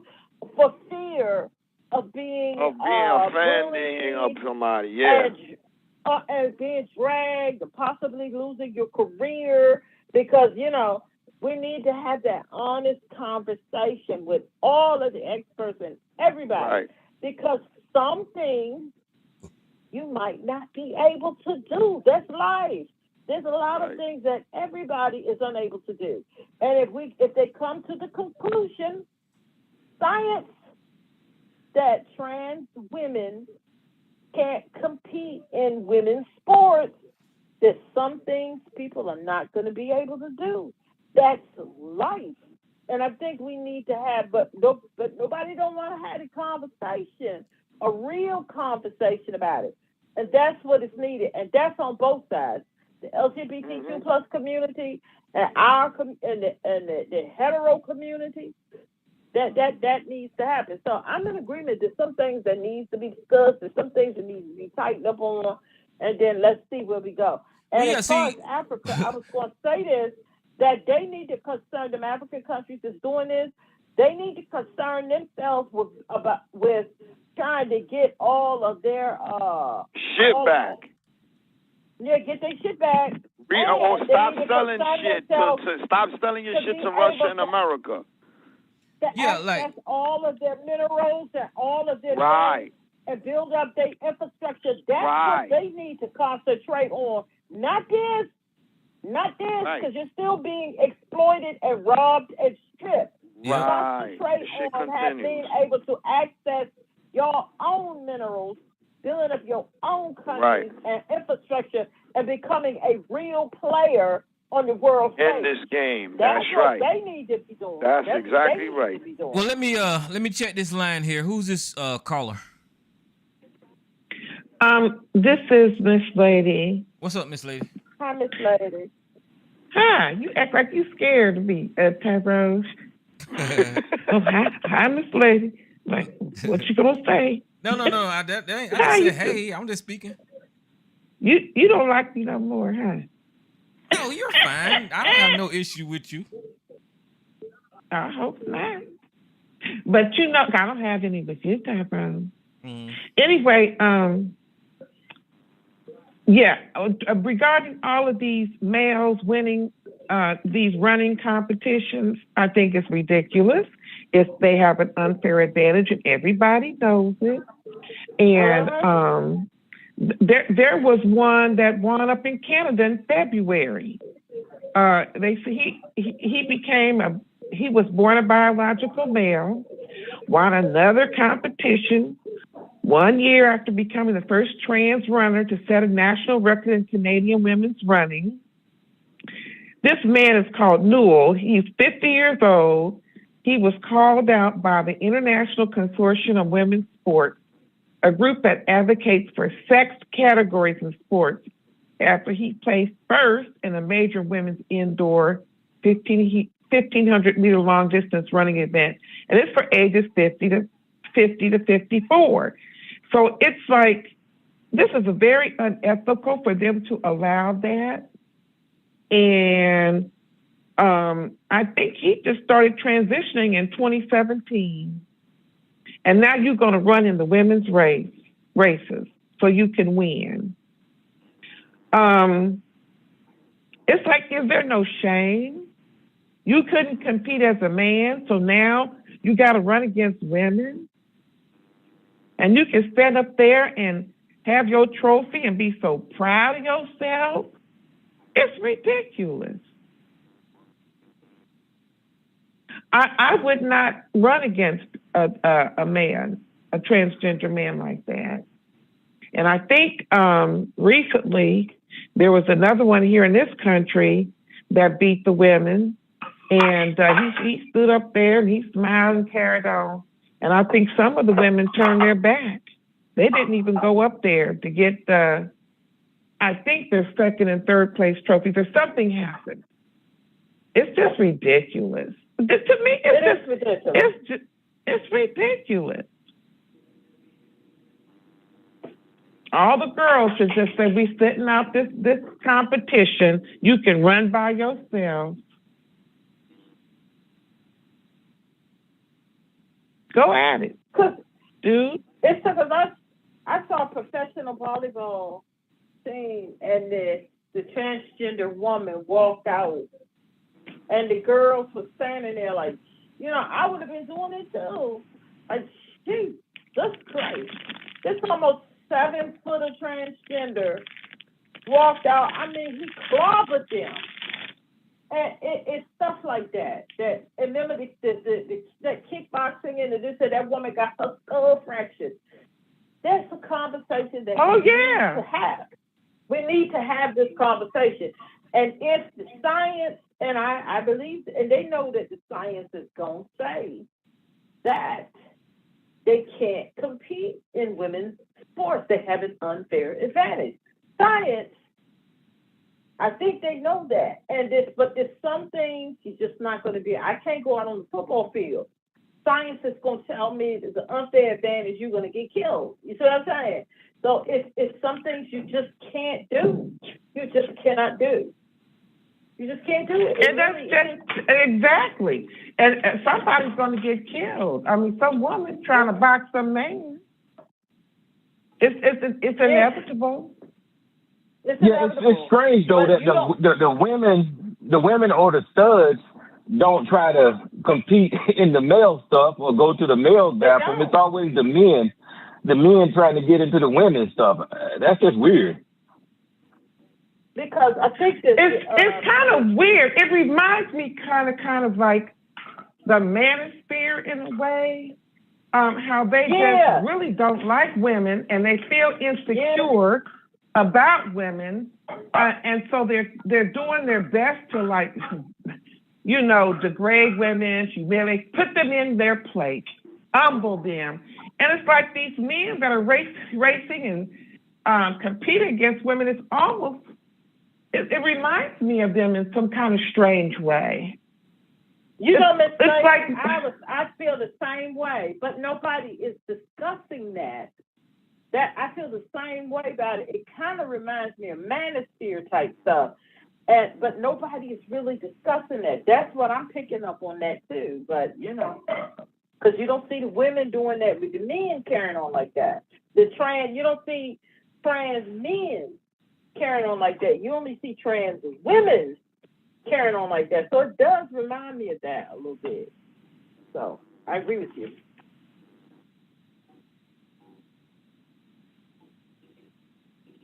Well, you're right. The Democrats, they're not talking about it. Maybe they get a lot of campaign donations from certain groups. I don't know.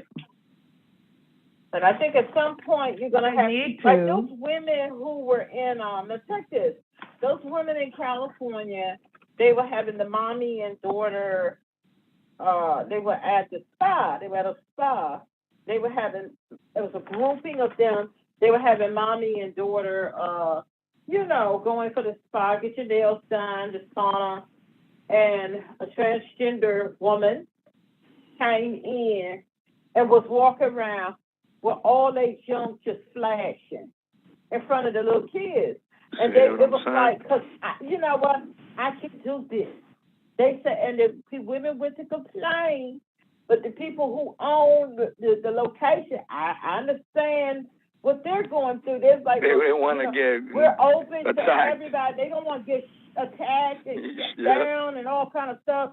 And they trying to explain, and the people was all upset. And when they showed the person who was doing it, and it's just the look of him, and I picked up Manosphere, F all you women. They say, all you women, they say, I can, so I'm going to do it. And none of the women were walking around in there naked up because they had their kids. So why are you doing it? It's doing it because it's like they want to affect women. They want to, it's almost like it's very degrading for that person to act like that around girls and women. It's very... Little girls. And that was on purpose. It's like such entitlement. Isn't it? I agree. And you never convinced me that person did not know what they were doing. They knew that everybody was going to grab their pearls and cover up their little girl eyes and this and that. But they did it anyway. Nobody else is walking around in there flashing. Why are you walking around with your junk hanging out? It's stuff like that. That if some of them were to stop doing that, you would have better understanding, better communication. But doing stuff like that just makes the situation worse. It's almost like they want to ruin the innocence of children. They want to destroy their happy day, with their mothers. It's really bizarre. Even when it comes to the pronouns, the men are wanting to be called women and all of that. I don't hear the male the studs dying to be called a man or anything like that. Well, they do. They just is not as bold as your brethren. Because they still got that testosterone. I don't care. They still got that male testosterone, and they still going to try and control the agenda, even if it's very negative and harmful to other people. You know what I'm saying? So they're using, their male entitlement and privilege in a very harmful way. I would agree, but you know what? We talking about this on here, but you can't say this. Like, you follow, I do think that plays a role with some, not all, with some, I think it's playing a role. And that's not being discussed. And because that is what's happening. They're using entitlement. Because a great example, what's her name? Caitlyn Jenner. Caitlyn Jenner want all of the entitlement of the different things that the trans community has fought for and has gotten. But then she talk about them every chance she gets. It's still a white Republican man, but want to be treated want the safety net for being trans and want to be treated with respect. Caitlyn Jenner is somebody, I don't understand that. I know, and he because it's weird. He still has still very, I think, fatherly toward his children. It's just very strange, and he's against some of when I can't remember exactly what it was, what some of the agenda is. It's very strange. He's against a lot of what for the trans community and the things that he doesn't advocate for them at all. I think he's against those transgenders running against women too, those men, and competing against women. Caitlyn is a traitor to her trans sisters. She really is, because she still acts like what she was born as, a extremely conservative right-wing man. And that's just how she acts. So I don't see why I saw some people, they said they're going to continue to misgender Caitlyn. I try not to, But Caitlyn is a deserving of respect, not as far as her community should respect her. Because a lot of that stuff Caitlyn be talking, it's like, well, aren't you transgender? How you running them down? Talking about they should. But I do agree with her when it comes to the sports thing. She's the only one that speaks up for the sport. But I don't know. We need to have this conversation really needs to be had of the sports thing and whatever is decided, people abide by it. It really is that simple. And people say, well, they should have their own category. Not enough of them for no category. You might as well, if whoever is trans, just go and give that gold to whoever that is. There's not enough of them to compete. That's the thing. I guess if they win the gold medals in the Olympics, they expect to be on the Wheaties box and to be, I guess, at the Disney parade. I don't know. And get all of these endorsements. But as you can see what happened to Anheuser-Busch, their stock tanked when they pushed the transgender to advertise their beer. They've lost billions of dollars. I think people kind of overreacted to that a little bit. I didn't. I think so too. They absolutely did, but I'm just saying. I think a lot of companies are going to be looking at that for a lot of the transgender men who win at these sports. They're not going to want them to be the face of their product because it's about money at the end of the day. And Anheuser-Busch, how much did they lose? How many billion? It didn't take that long. Look at Target. Look at what Target lost a bunch of money in the past week. I don't know. So, I don't know. I would say with the whole thing, too, you got to see if, like, when they said about the Bud Light, right, when they're losing money, we're talking about because they distributing through, stores, restaurants, nightclubs, right? That's where they get their stuff out, festivals, concerts, arenas, and all these places. Are they ordering less, or are they selling the same? And is it the stock that went down in the sense of, people took their stock, but they're still their stock has taken 20%, and they've lost $26 billion in 2 months. That's a lot of money. I don't know. Are they reporting that though?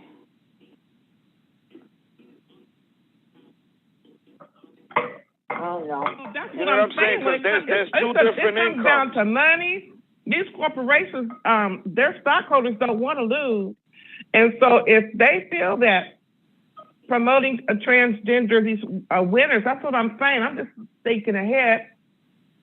If you think that putting them on the Wheaties box is going to inspire the average American to want to buy Wheaties, well, I think they're going to be sadly mistaken. So even from an economic standpoint, I'm looking at it from the part of, again, so they have people that have stock invested, and that's a source of income. But then you also, that's based on how much they're distributing. Now the question is that they could lose stock in a sense of people pull out that stock that they got on it, right? But if they're still distributing the same amount of beer to all these places, they're still going to be making money, and eventually they'll gain. But if they're losing on both ends, with the stock going down, people pulling out their stock, their money, their shares or whatever, and then also the establishments ordering less. So I'm saying maybe is the whole all the communities that are LGBTQ friendly, are they going to continue to support it, and are they going to be enough to support it if some people pull out? That's the question. And did they really lose that $26 million? Are they reporting that? Is that something that somebody threw out there? Because you know how they always throwing up numbers. Well, I'm looking at a Forbes article, and I don't think they would be misrepresenting it. It's not million, it's billion. That was quick. Over one little, that was pretty quick. Yeah, I want to see that how to go. I think people overreacted to that. Now, the trans person that did the thing for them, People was like, they didn't make a beer in her name. They made a couple of beers and they sent them to her. I think people kind of overreacted to that a bit, even though I found the person very distasteful because she was making fun. And she did a thing for tampons, which is extremely distasteful. You know, because why are you doing this? It's kind of like making mockery a little bit. You know, that was unnecessary to do that. I'm all for support, but let's don't make mockery of, you know. Why do you and listen, Anheuser-Busch, go ahead. They put two of its top-ranking marketing executives on leave amidst the controversy. So the ones that maybe pushed for this or okayed that advertisement, they on leave, and they probably will not be coming back because that's too much money to lose. Because it all goes down to economics at the end of the day. And I went into Target and they had this huge display of very colorful Pride clothing. Right when not too soon from when you walk through the door, I'm like, whoa! I mean, it was very colorful. They had children and adults taking it down because they got pushed back, and their stocks are down 8%. Okay, and then they said shares of Nike, Adidas, and North Face similarly are down 7% or more over the last month, while they each face some backlash for trans-inclusive advertising campaigns. The S&P 500 is up 0.4% during the time frame. So you see, people, I don't know if Tucker Carlson and them on Fox is pushing against them. I don't know. But when it comes down to these stockholders, they expect to keep making their profits. But you know what? I have to be honest. I think for the most part, the majority of people really don't care about that. They're like, that, let them live, let them do their thing. I do think the majority of people don't really care. They're not concerning themselves with that. But it's when the group that is really highly offended, when they start running their mouths and talking about boycott, that's the issue. I don't think the average person really gives a damn about it. I think it's the hype too. I think a lot of it is the hype. Because I think a transgender person doing a beer ad, I don't care nothing about that. I really don't. I really don't. But I don't care. I don't care because I rarely drink beer. I don't even pay any attention. I don't care. But it's just see a lot of these people, as how it's going in this country, a lot of them are on board. Those Trumpsters for sure are on board. Now the one, and they make up almost 50% of the country. But advertising the women's feminine hygiene, like tampons, I thought that was that's a little too far. No, I missed that. What did you just say? Men are advertising women's. No. The same person who did the Anheuser-Busch commercial advertisement, she did one for tampons, and she's bringing in bank. And the way and what she thinks she did, it was kind of making mockery. Oops, what is this for? Oh, you do this? Oh, wow. Oh, this, that, how she was making mockery of the tampon. And it ended with, thank God I don't need this. You know, that type of shit. You know, that took it a little bit too far. That's not necessary because then you will piss women off. Yeah, because that's a dude. He shouldn't be talking just about women's personal hygiene products. That's crazy. And you piss that women is crazy. off. Like, I won't buy Tampax products anymore. We'll just go buy Always, you know. So we gotta be careful with that. I thought it was a bit much and it was a bit degrading. And sometimes these advertisers, they go on for what's now. Sometimes you can be doing too much and wreck yourself, you know? Mm-hmm. Or they may themselves be part of that community, you know, even secretly. Well, okay, I have a question.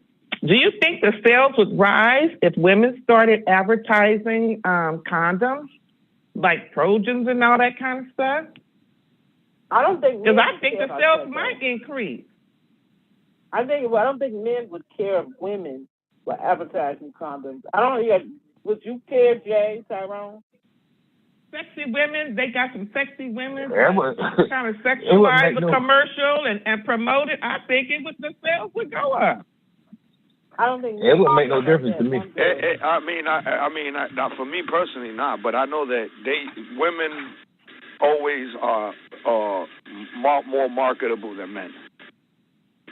Yeah, so I don't think they would mind. If sexy women making condom commercials, they wouldn't care nothing about that.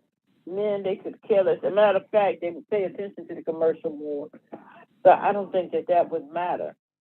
Now, they're not gonna get mad about it. They're not gonna get mad about it. Say, well, why are they doing commercials for? Unless those hyper masculine dudes that you talking about, these guys that are man-fearing. I think if Kim Kardashian was promoting those and advertising and being Kim, I sure think the sales might go up. I just think so. But it's not healthy sales, but you're gonna have them people like Jay talking about the manosphere and all them people get mad. Right, they get mad. Those are the only ones that'll be mad, like, why are women doing that? They shouldn't be doing this and this, that, the other, You have that. Yeah, they will have something to say. Portion. But remember, like Sports Illustrated, a couple of years back, you know how they have their annual bathing suit beauty or whatever they call it. That's on the cover. They have an annual someone on, because I know Meg Thee Stallion but it was on it. They do that annually, and they sell a lot of copies to the men. Well, I remember some few years ago. I don't know. I think this was either before the pandemic or we might have been up in. I don't remember. But one year they were going to have their first transgender model on the cover. But this is how they did it, because I was like, y'all gonna piss a lot of men off with this. But how they did it, they had something like 5 different women. Meg Thee Stallion was one, 2 white models, some Latina, real sexy women, and they had the one transgender. And what they did, they didn't produce just one magazine with the whole magazine, all of the magazines with the transgender woman. They produced the magazines different ones. One had Meg on it, and one had the Latina, the white, the this, the that, and then they had the one with the transgender woman. That's how they was able to get that through. They had to put all those other women on. So if you go to the magazine stand or wherever you get your magazines, you pick the one you want. You see what I'm saying? And I always meant to check to see how the one with the transgender did with the men, because I know Meg Thee Stallion's hers did really well. I'd have to check to see what the other ones did, but that's how they were able to do that. Because I was like, Sports Illustrated is not ready to step out here and dedicate that whole issue to just a trans woman. Because they have to think about money. Some problems, yeah. Yeah, they're getting some problems. So they had all of these women that they put on, and then you pick the one you want when you go to the newsstand. So I always meant to check to see how that turned out. I know I have read some that hers, that the people were buying hers was pretty popular.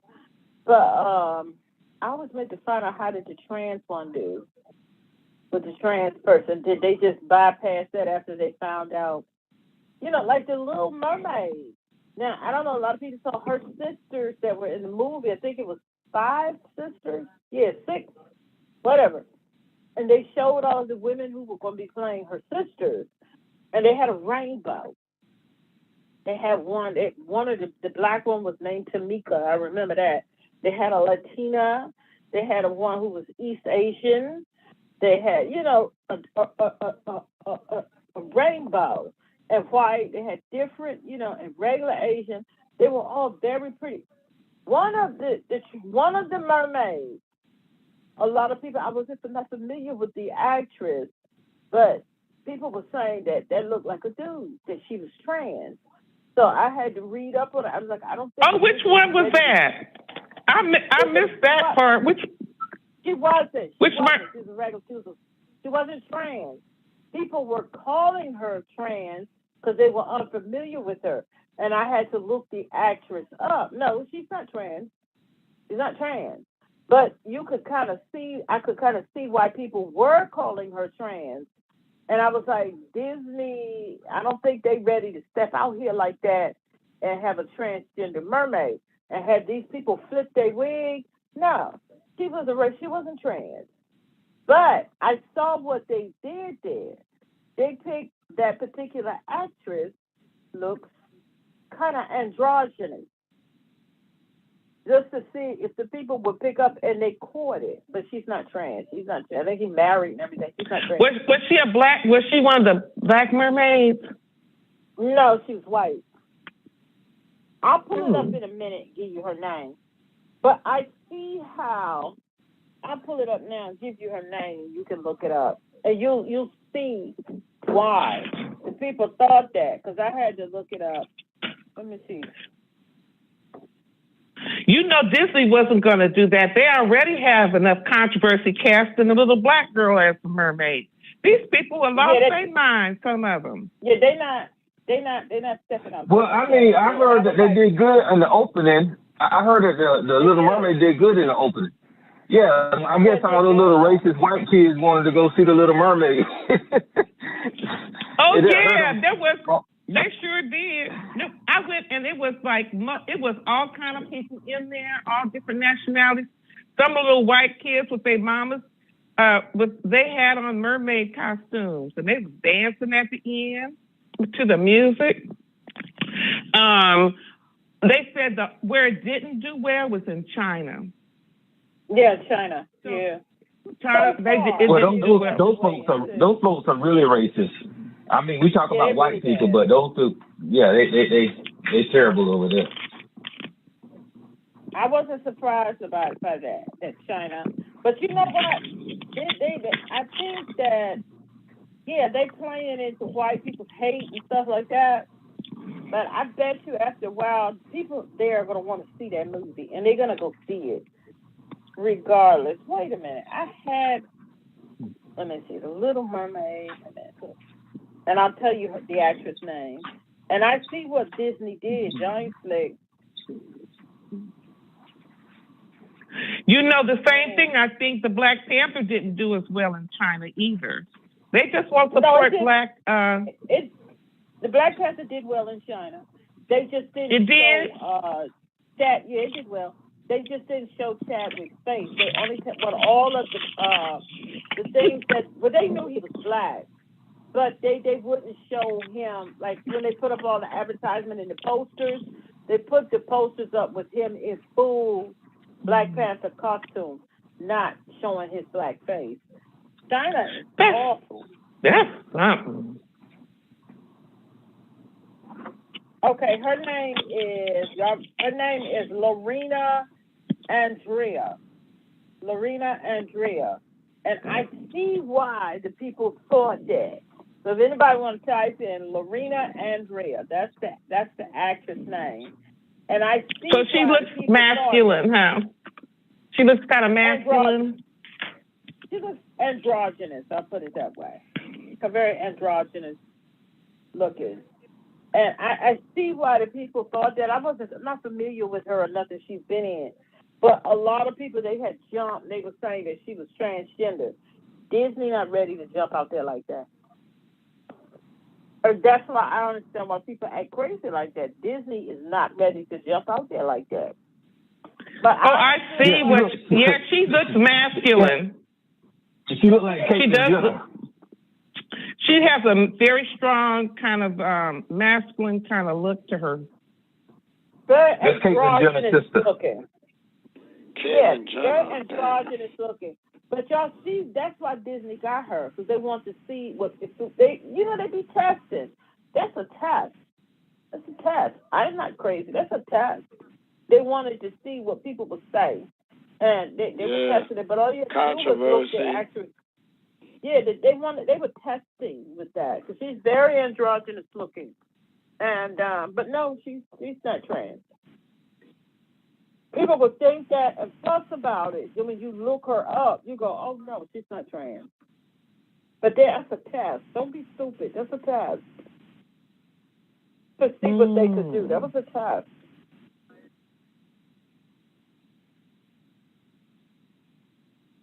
Yeah, she looks, for some of these pictures, she looks male for things. She does. She's good. I don't like to say manly, but she's a martial arts enthusiast. She teaches MMA. Is that the one? And teaches body combat. I'm just reading. I think she might be East Indian. I don't know what she is. Or Arab. I think she might be Arab. I'm not sure. She was born in London to Spanish and Colombian parents. Oh, so she's Hispanic. Okay. But this one picture, yeah, she looks androgynous. Very. You know, her cheeks, her she has a strong jawline. She has deep, kind of like eyebrows, and she doesn't. She look like a boxer. Transgender. She look like a boxer. You think she's a transgender woman? But I mean, think that she's a transgender woman, to be honest, do we know that she's? How do we know though? Because people looked her up and I read articles, and the articles explicitly said no, she's not transgender. Because no, because I thought the same thing. Just because her IDM or ID, whatever you call it, and her wiki doesn't say it, but people were asking, and I read a couple of articles about her, and they were saying, no, she's not transgender. She's not. And then it's a transgender blogger who I follow just to see, you know, what she's, her blog is pretty good. And she was talking about it. And she was saying how people were carrying on, and she pulled up the same articles and same thing. No, she's not transgender. No. She's not. But Disney, that was a test. It really was a test. They wanted to see what they could get away with and what they could do and how the people would act. But it's not really I missed that. I missed it. People had lost them. But it didn't go very far because when people started out calling her trans, once you looked her up, it was like, no, she's not trans. And then it kind of just stopped. You see what I'm saying? There's no need to keep it going once you have already looked up who the person was. So, they say she's not transgender and she's not gay. So, okay. So, it is. But the Little Mermaid got some of my coin this past weekend because I was going to go support it, even if I didn't bought the tickets online. Even if I ended up not going to the theater, I was going to buy the tickets and support the film. I know. And I think it's going to pick up in China too, because eventually those racists, they're going to, a lot of their children and stuff, they're going to want to go see that film. So it'll pick up eventually. Because they had the same thing. And eventually it's going to be on the Disney Channel, you know, eventually. Well, did it do good? They was bragging about the opening. Didn't it do good at the opening? Uh-huh. The fifth largest opening ever. The fifth largest opening of any movie ever. So it's making bank, and it's gonna make bank. I knew it would. Yeah, so those races really didn't have no effect on it. You know, they were just mad that little black girl got that part. That's all. And they was trying to do it like they did Anheuser-Busch and Target. They was trying to protest. They were trying. Because they tried to review bomb it and post bad reviews on IDBM and Rotten Tomatoes. They were trying their best. Yeah. China gave it a good go. With the review bombing and this and that. But they helped promote the movie with all their racism and jealousy. Okay, they helped promote. But Listen, Disney been doing this thing forever, so they know how to put out movies, and they probably done tested this and all this kind of stuff. So Disney know what they They doing. knew what it was going to do. Disney knew. Oh, her what voice it was is gonna just make one things. is just perfect for this movie. Her voice, she's just really talented.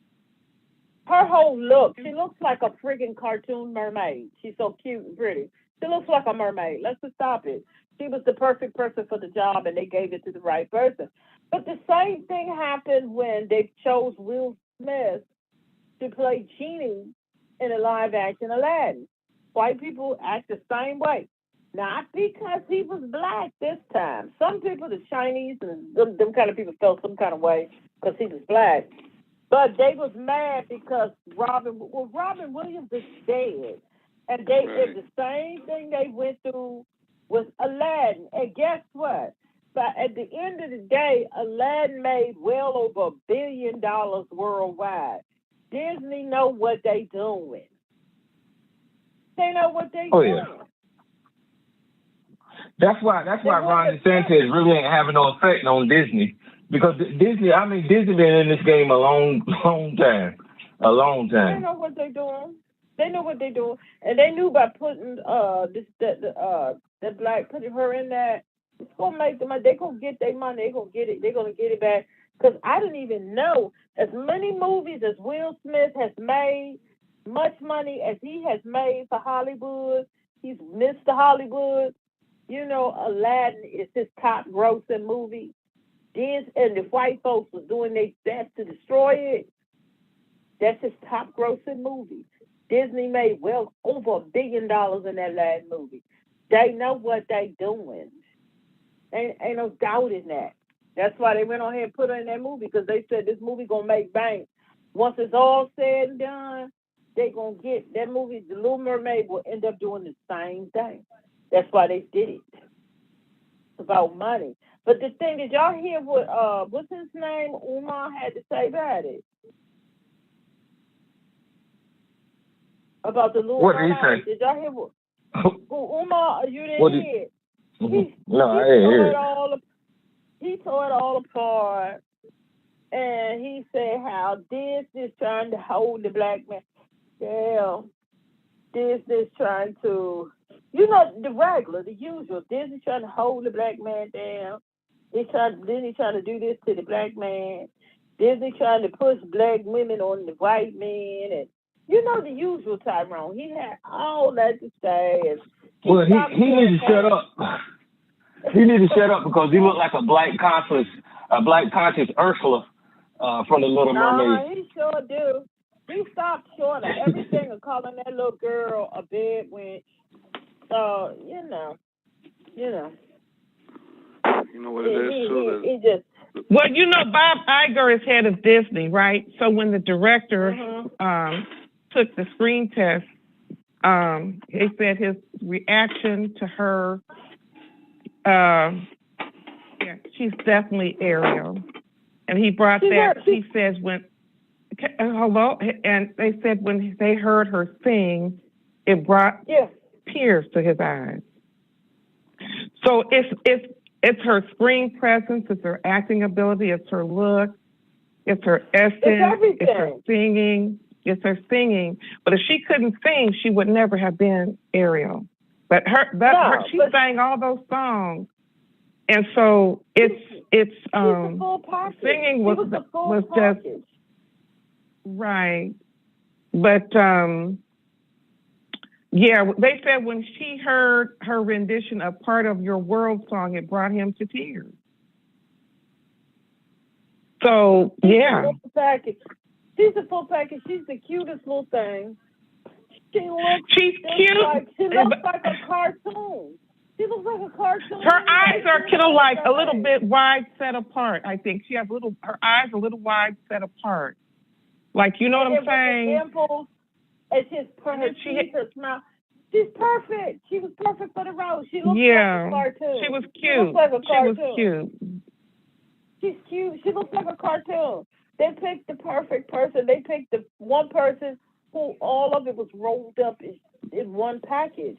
And if you see the movie, the scenes where she has no voice and she can't talk, And you just look at her. It's just the cutest little thing there. You know, it's just she was perfect, and that's why they chose her because she was perfect. I know some people, Latinos, some Ariana Grande and some. No, this girl she was perfect for the role. And when you talk about somebody perfect for a role, that was her. She was perfect for the role. People just need to get over it. Now, when you mentioned Ariana Grande, that would have been interesting. Ariana probably would have been all right. Ariana would have been all right too. But yeah, she would have been all right too. But I'm glad they went with Halle. They were looking at Ariana, but they were. Halle, you know, yeah, they were. But she was the best person. You know what? They probably are paying Halle. They would have had to pay Ariana a lot of money, and then a percent of those profits they paying this girl less. You know that. Well, I know that a lot less. This is her debut into so. Yeah, they paid her a lot less. Oh, yeah. Even though Ariana could sing, Halle could sing better than Ariana Grande. And I keep having to say, she looks like a cartoon. She does. She looks like a cartoon. What you gonna do? I understand what you mean. You see what I'm saying? She looks like somebody drew an animation because she's so pretty. She looks like somebody drew her like a cartoon. She looks like a mermaid because I heard somebody say the girl looks like a freaking mermaid. She looks like a cartoon. And I don't mean that in a bad way. She looks like it's somebody, and it's not in a bad way. It's as if someone drew her and made her cute, and the dimples and the eyes, and when she smiled, her teeth, everything. It's just like someone just drew perfection. And that's what I mean. She looks like a cartoon, an animated cartoon. She's so pretty. And I mean that in a good way. She does. Mm-hmm. I can understand. She was perfect. If you see that movie and look at her little... Now, let me ask you, what did you think about Javier Bardem as King Triton? I think he came across a little in the beginning. I do too. To me, he just seemed a little weak in the beginning, though. I agree with you. I think that I would have liked, they could have cut the Prince, his song, you know, he did a little song, they could have cut that.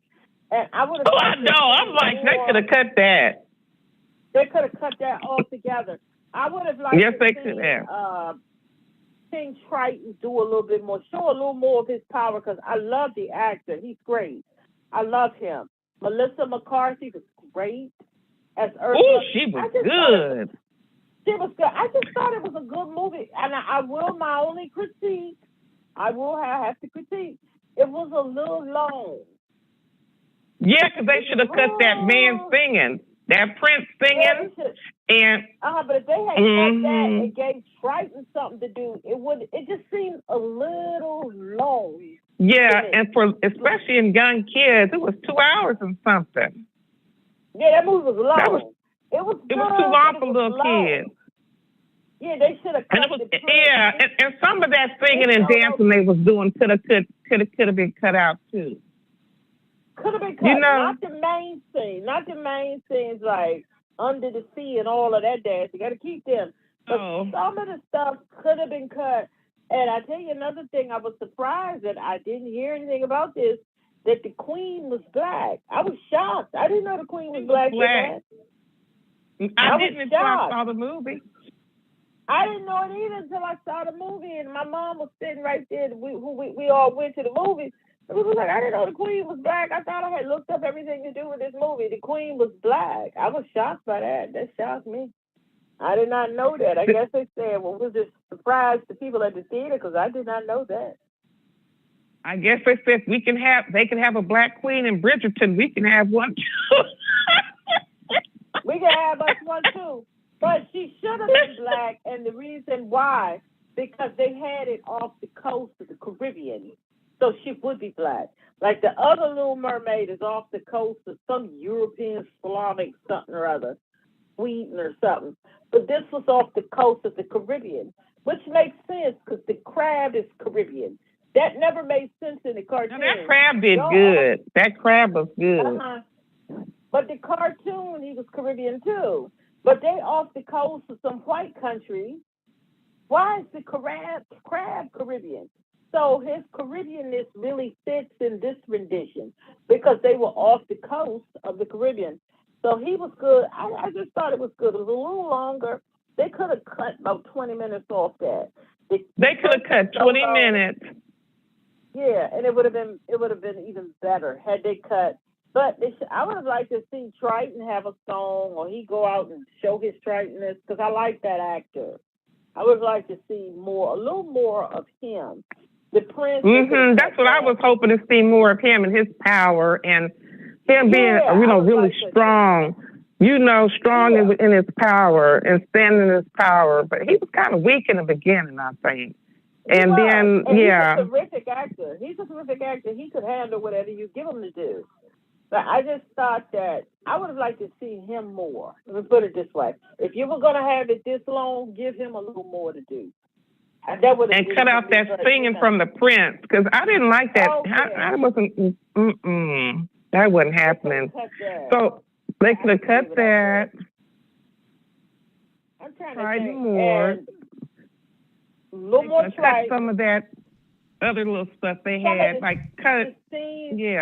when they were in the, they were going through the town and the people did a whole dance and song and dance. They could have cut all that. They could have cut that. They could have cut that in half. Just do a little piece. There's quite a few things. And you know what? They were trying to show how they were starting to get real comfortable with each other and spend time together there, for their intimacy was growing. You see, but they could have cut that down. Yeah, they had it half. Let me share a couple of pieces of news with the folks. I don't know if you guys heard about it yet, but DC Young Fly, the comedian from Wildin' Out, his girlfriend passed away from having cosmetic surgery.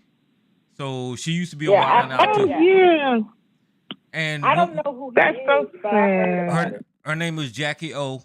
And one more thing about Jamie Foxx. They said Jamie Foxx is paralyzed and, having problems with his vision from a blood clot. So Jamie Foxx. Oh, wait a minute, wait a minute, Tyrone. I thought he was playing pickleball last week.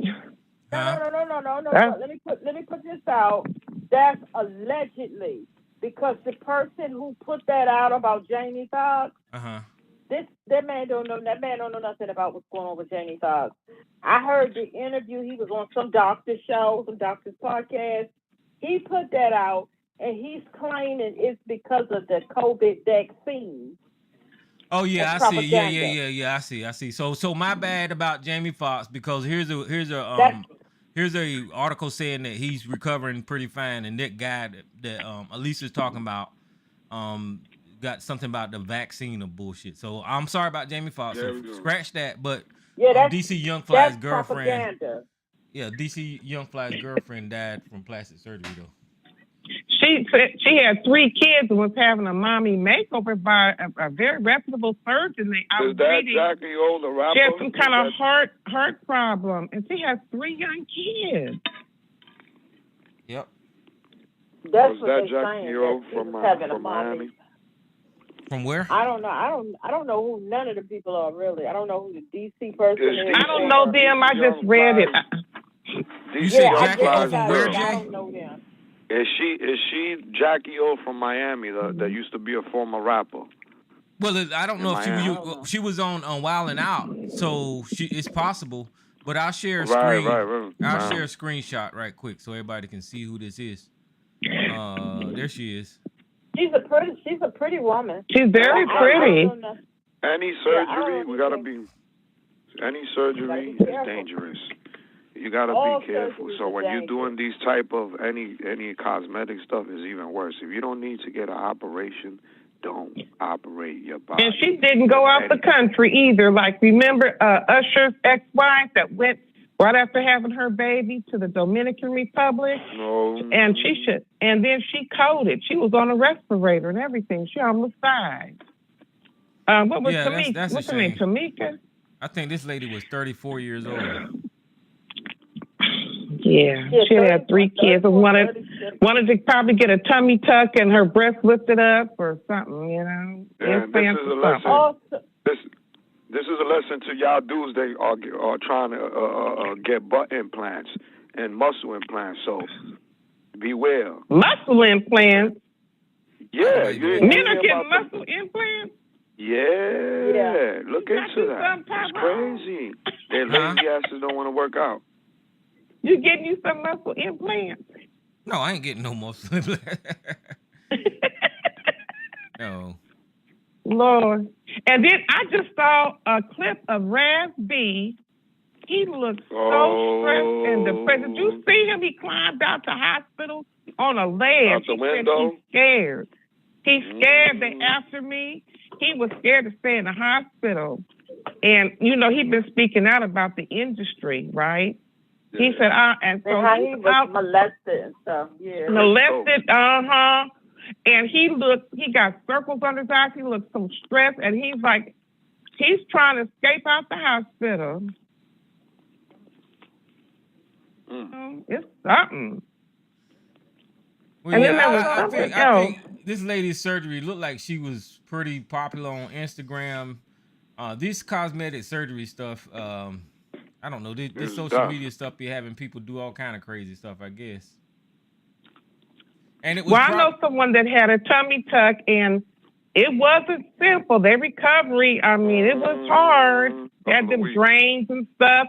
I mean, they recovered, but it wasn't easy. And, you know, they have a flat stomach and everything now, blah, blah, blah. You know, they got rid of the stretch marks from having kids and that kind of stuff. But it wasn't like, oh, you know, I'm feeling fine a week later. Yeah, it looked like she was pregnant a couple of times, I guess, and then maybe she was having issues dealing with how her body looked after the pregnancies. Right. But I mean, that's just nature. I mean, Jay, you said Jackie O, who was a rapper? Yeah, I'm asking if that was her. No, that's not a rapper. Her. No, that's not her. Okay. No, it's not her. She was on Nick Cannon's Wild Did you hear about? Go ahead. Did you hear about DJ Envy and Caesar Pita? The scam. That real estate mess. Mm-hmm. Yeah. What happened? I haven't really been able to get into that. I said I was going to read and find out what's more about what that was about, but I haven't been able to get into that. But he claimed it. He claimed he did nothing wrong, so I don't know. Well, of course he. Well, they didn't. I think they're investigating. These people. Since y'all talking about celebrities, Yellow vote is what he wants. She almost killed a man down in Florida.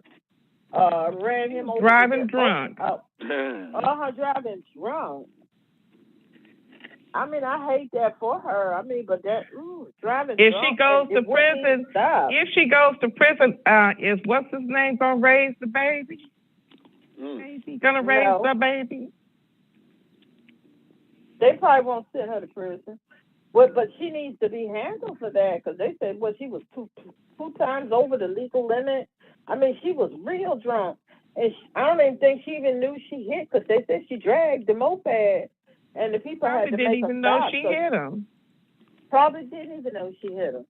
That's what's she didn't know she hit him. Yeah, that driving, I remember me and my son could have been killed from a drunk driver when he was about 2 years old. This drunk man was driving. We were riding the car with a friend, and thank God he had quick reflexes because I wasn't paying much attention. And all of a sudden, I looked up, and this car, one of them heavy old cars, this was decades ago, one of them big, heavy American cars, he was speeding down the street. It was a Sunday morning, and there was nobody on the street, thank God. He was, and see what happens, they aim for what they see in the front, and they're not trying to hit you, but they will hit. He crossed over 2 lines, went over and he was going to hit us head on. He was driving, they said, about 50 miles an hour. Well, about 40 to 50 miles an hour. And my friend swerved that car so fast, we swerved up into the sidewalk, and the man kept going, and he crashed into a fence. And then my friend ran over. He was shaking. He was so mad. He ran over and he snatched open his car door. I guess he was gonna beat him up. And then he pulled him out. The man was a little skinny man. He was so drunk he couldn't even stand up. Let me He just see threw who him on the this. ground. Let me see who this caller is. Mama's boy, I got your line open. Who's this other caller? Hello? Who is this? Right here. Who is this? Hello? Hello? Big OC, Big OC. Hey, what's up, Big OC? Big OC. How big OC? All right, and then Mama's boy got your line yeah. open. But guys, listen, Miss Elisa, thank you. And I'm gonna open everybody's line up. I enjoyed the conversation tonight, guys. I And I'll did try. too. You gonna go see the Little Mermaid? I am one day, but I'm gonna open these lines. Q&A session is over. All participants are unmuted. And then Big OC and then Mama's boy. You guys can go. No, real quick. I thought I heard somebody say about drunk drivers. Oh, no, about drunk drivers. I wanted to tell this. A white woman was drunk, and like some years ago, had ran into the back of my mother's car. She didn't see that all the cars were stopped, and she hit my mother in the back of the car, tore up both the cars, and my mom's both her wrists jammed into the. She had to have surgery and everything on her wrist. The white woman broke her legs and everything in the car. And when the police showed up, they was trying to cover for the white woman. Was, asking my mom, well, did you just, and all them people, did you just stop it? She was like, no, we was all sitting at the light. The woman didn't see that the cars were stopped at the light. And she ran full speed. And so, of course, she got sued. And it wasn't until you know how they called for other officers to come because they had to have ambulance stuff come? Some black officers came and they saw how them white officers questioning my mom down, this and this and that. They made them stop. Because they saw what they were trying to do. And the woman got the DUI and all of that, and her ass got sued. So, her mom from the back while she was at a stoplight. Isn't that crazy? At the light, and I mean tore up both the cars, but they was trying to come. What state was that? What state? Maryland. In Maryland. Sometimes them white women be high on medication. That might have been what they was covering up. Oh, dang. No, she was drunk because they said, my mother said when they had got them all out the cars and wait for the ambulance, she could smell the alcohol on herself. She could smell it. She could smell the alcohol. That woman was tore up from the floor up driving. I guess they don't know they're too drunk, they don't know they shouldn't be driving, huh? I guess not. And in the middle of the day, who gets sauce like that in the middle of the day? Well, an alcoholic. That's who gets sauce in the middle of the day and go out drive middle of the day on a Sunday too. And you sauce driving. Yeah, if you're hanging out at a bar at 1 o'clock, 2 o'clock during the day, you got a drinking problem. And I remember when COVID started up and people were stressed, I was in Target and in line and all these folks, and they had all them big bottles of alcohol. I said, ooh, y'all doing some drinking. They sell alcohol in Target. They sell alcohol in the Target. Oh yeah. Target, Walmart. Yeah. I know Walmart. They're getting wine license. They got a wine. They're selling wine. They don't sell alcohol here. Oh, well, I tell everybody this though. I tell everybody this real quick. If you're not going to the meetings, you're not an alcoholic. You're a damn drunk. Yeah. Hey, Mr. Lisa, somebody else. My sisters came out here. One from Texas and one from Georgia. And when they went up in Walmart out here in California and seen all that liquor and that shit, they damn near got happy and shit. Yes, sir. I know that's yes, sir. The Walmart, I know Walmart selling, but I had no idea that Target was selling they got that shit in CVS alcohol too. as well. Yeah. Yes, you can. Yeah. CBS. CBS is where you get niggas get the cheap Crown See, Royal out you of gotta CBS. understand. I'll just tell y'all the dynamic. I ain't trying to. I ain't forgetting you, OC. I'll just tell y'all the dynamic here in Texas. Okay. So like, Walgreens is for the niggas. CVS is for the conservative right wing crackers. Okay. So Costco is for, guess what? The European cracker. Sam's Club is for the niggas. What about BJ? What about BJ? Oh no! Wait a minute. Do Sam's Club? But wait a minute, there's no Sam's Club near where I live, so I go to the Costco, which is not far away. Hey, you know what I'm saying? Do Sam's Club got the $1.50 soda and big hot dog? That be outside, we got it at the Home Depot. Costco got that.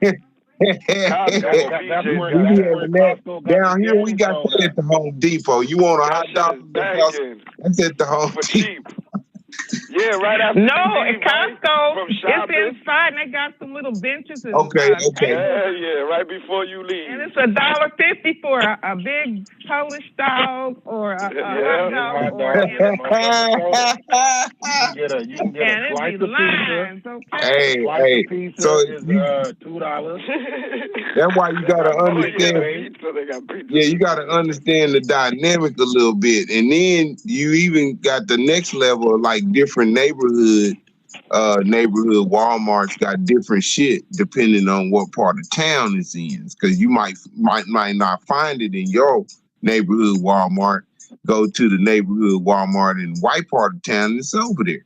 So yeah, you right. Well, I like the free samples. I like shopping and getting them free samples when they cooking. I listen. I go there on an empty stomach and I walk out full without even buying anything. Costco. BJ's. Secret about Walmart. They cooking stuff in the Walmart food area. Free samples too with their deli over there.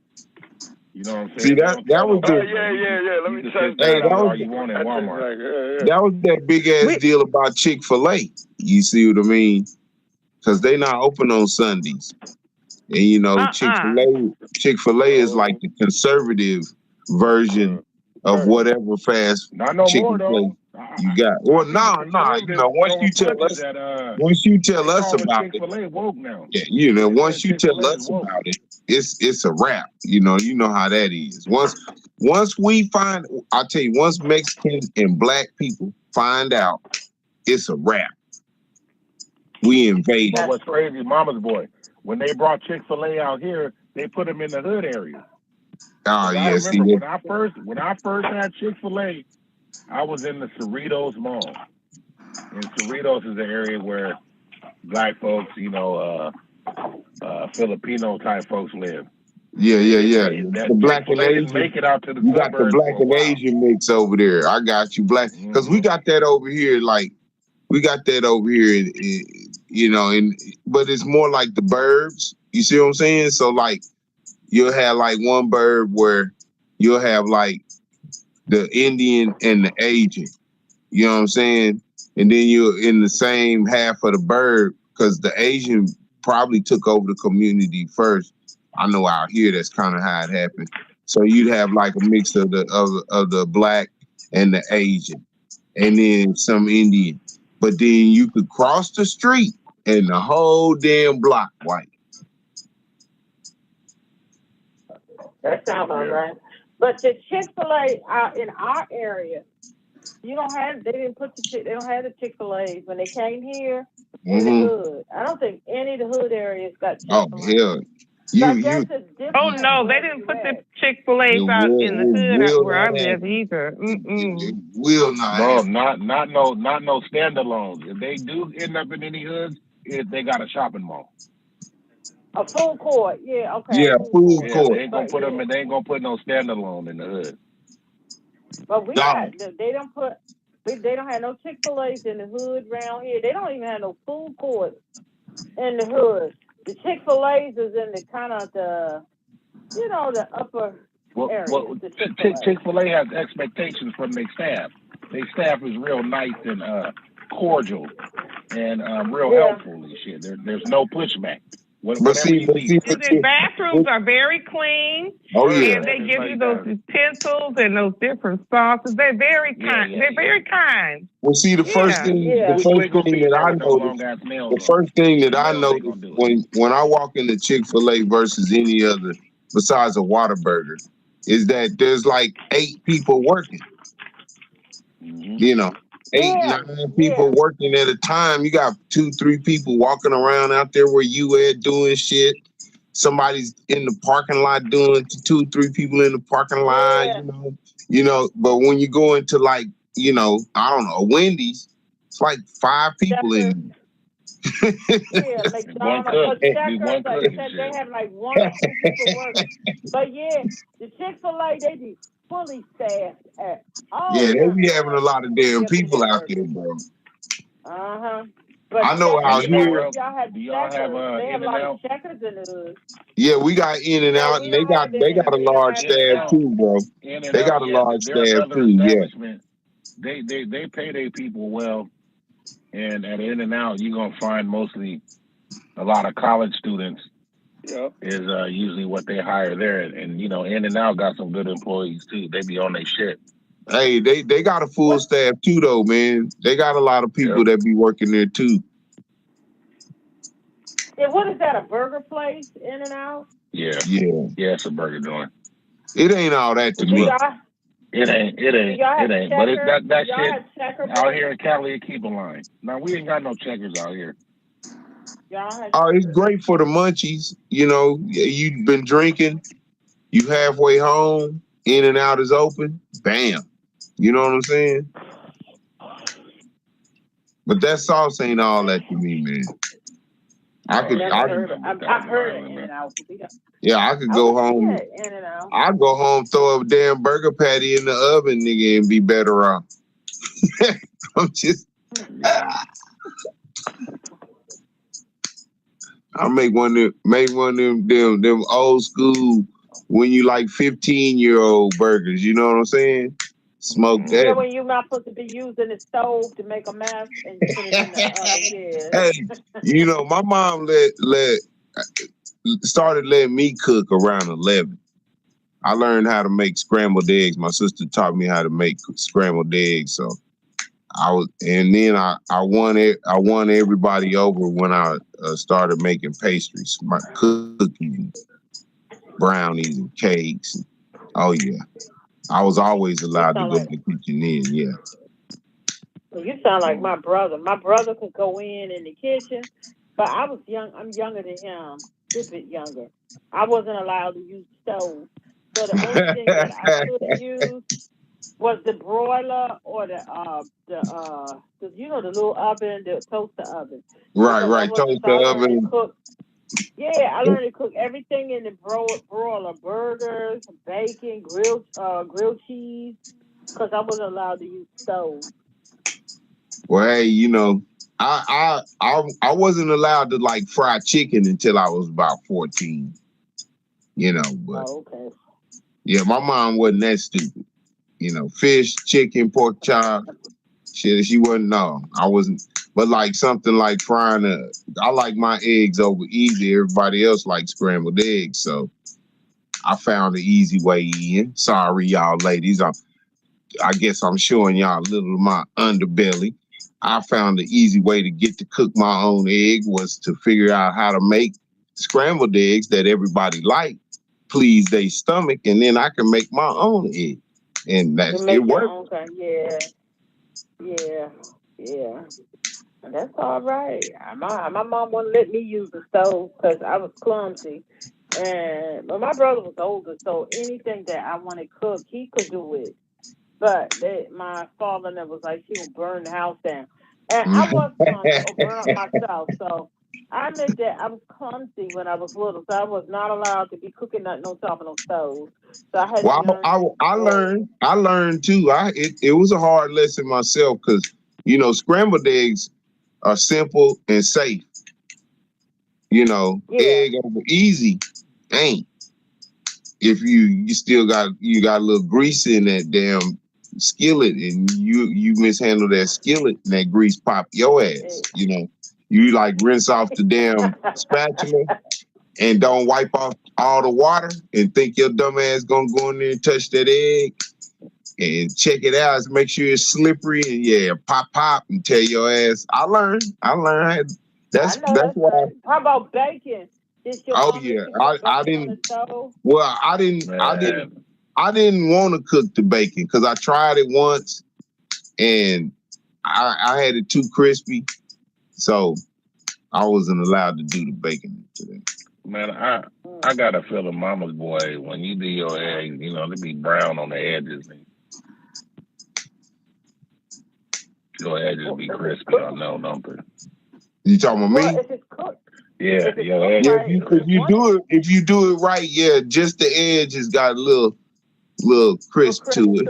Yeah, I couldn't eat it. I wouldn't be able to eat it. You don't like the crisp? You like them without the crisp? I can do it the same. I can't. For some odd reason, having any kind of crunch with my eggs always make me think of the shell in that motherfucker. Well, and crisp is where that flavor's at. It's where all that flavor goes. But I tell you this, I can make them both ways. But I usually don't mind the crisp because I'm usually eating bacon and toast with the egg, and all that's gonna go in the egg. The crisp make it good. Oh yeah, that's where the flavor is. That's where the flavor is. What little crisp on? I don't want it if it ain't got a little crisp on it. Well, that means you got just a little bit of that damn bacon grease still left in the skillet. If you smart, you do that when you cooking the egg over easy. Leave a little of that in there, so you use that to fry the egg. You just put the egg in there, and you kind of scoop the little oil across the egg, and you cook it just right. You get a little light little skin over the yolk, and it's a wrap. It's a wrap. It's a wrap. You can take it on off of there, you know. Yeah, I can see you now. You bust your shit over the bread. Hey, you gotta have a nice jam and some toast. And if you like grits, that's when you want to put some grits on the table and take your bacon and you crumble it up and put it in your grits. You know what I'm saying? And you take some pepper. I always wanted a restaurant. I always wish a restaurant would make a fucking grit bowl. Right. With the bacon in there. Yeah, they had a grit bowl. The bacon, the egg, the cheese. Yeah. And if you like the cheese in there. And the butter, all in there. Oh, yeah. Yeah, I know that's 4 pieces of white bread on the side. That way I can scoop it into the white bread and fold it. Yes, sir. Oh, you're a dipper. Hey, I hear you. Hey, I dipped a few times in my youth. Yeah, I think we all have done that. That's how you know. That's how you know them grits is hitting when you got to get the toast in there. Yeah, but y'all know the best toast is when you have the little 5 squares of butter on the toast. You cook it up under the grill. You know the five squares of you just take a stick of butter and you cut 5 little pieces, 4 on each corner, 1 in the center. That's how I do my French toast. Yeah, that brings back childhood memories because that's how all kids make toast. That'd be the best toast. Look, I got in trouble because I was going through my mom's butter and the dinner rolls. I was going through them because my mom would go and buy a lot of them.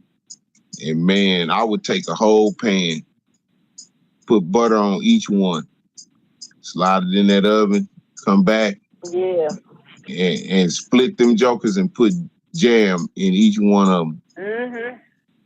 And with that butter still left up on the top a little, it'll run in there and mix with the mix it up. Yeah. And sit up there and watch TV, eat a whole tray. That's what I was taught. I thought we were the only ones, but most kids, we used to eat so much toast when I was little. My brother would make mine up under the broiler, sit in front of the TV, and have like a stack full of toast. And I like strawberry jelly and have it mixed in. You can eat half a loaf, I had a cousin. I had a cousin that used to sit and watch TV and eat a loaf of bread and a jug of Kool-Aid.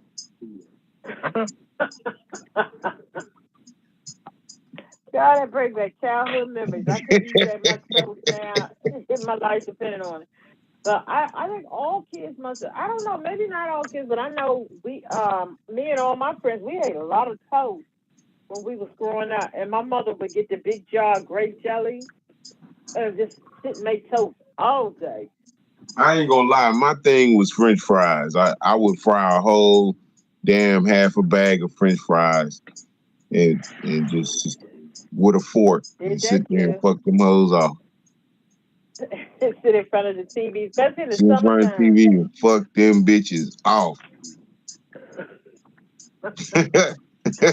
Oh goodness. Hey, but I did have something I wanted to say. Jay New York made me laugh when he talked about muscle implants because that is true. And I hate to say how I found out about it. You say what'd you say, OC? I said, who you think about Bandman Kevo? No, I don't know the dude's name, but you know, I got lost in a YouTube tangent one time and stumbled across this shit called slap fighting, where they stand on each side of the podium and slap each other, and they try to knock each other out and shit. And this they was over in Russia, and this dude shows up with these huge ass fucking arms, and you could tell that they implants because his body is not matching. His body, but his arms are huge. He gets his ass whooped, by the way. And then I stumbled across the same dude in the neighborhood boxing that be having that one brother that be in the suspenders. I seen his ass on there getting his ass whooped. The muscle implants didn't look as good as the first time, so it looked like it's fucking his shit up. I don't recommend doing that. Yeah, man, your old ass still on here? Where the hell else am I going? Your old ass, yeah, goddamn, man, you motherfucking old ass. How long y'all been on here? Oh man, y'all know who this is? This Mike Should. This Mike Should. Hey, where the fuck is Andy at? He need to meet his counterpart on the white side. I'm famous now, man. I surpassed y'all, man. Where the fuck Andy at? When you need it. God damn. Hey, and another thing I wanted to bring up was where is a staunch Trump supporter when Trump fails you out his own mouth? Where the fuck are they at when you're looking for one?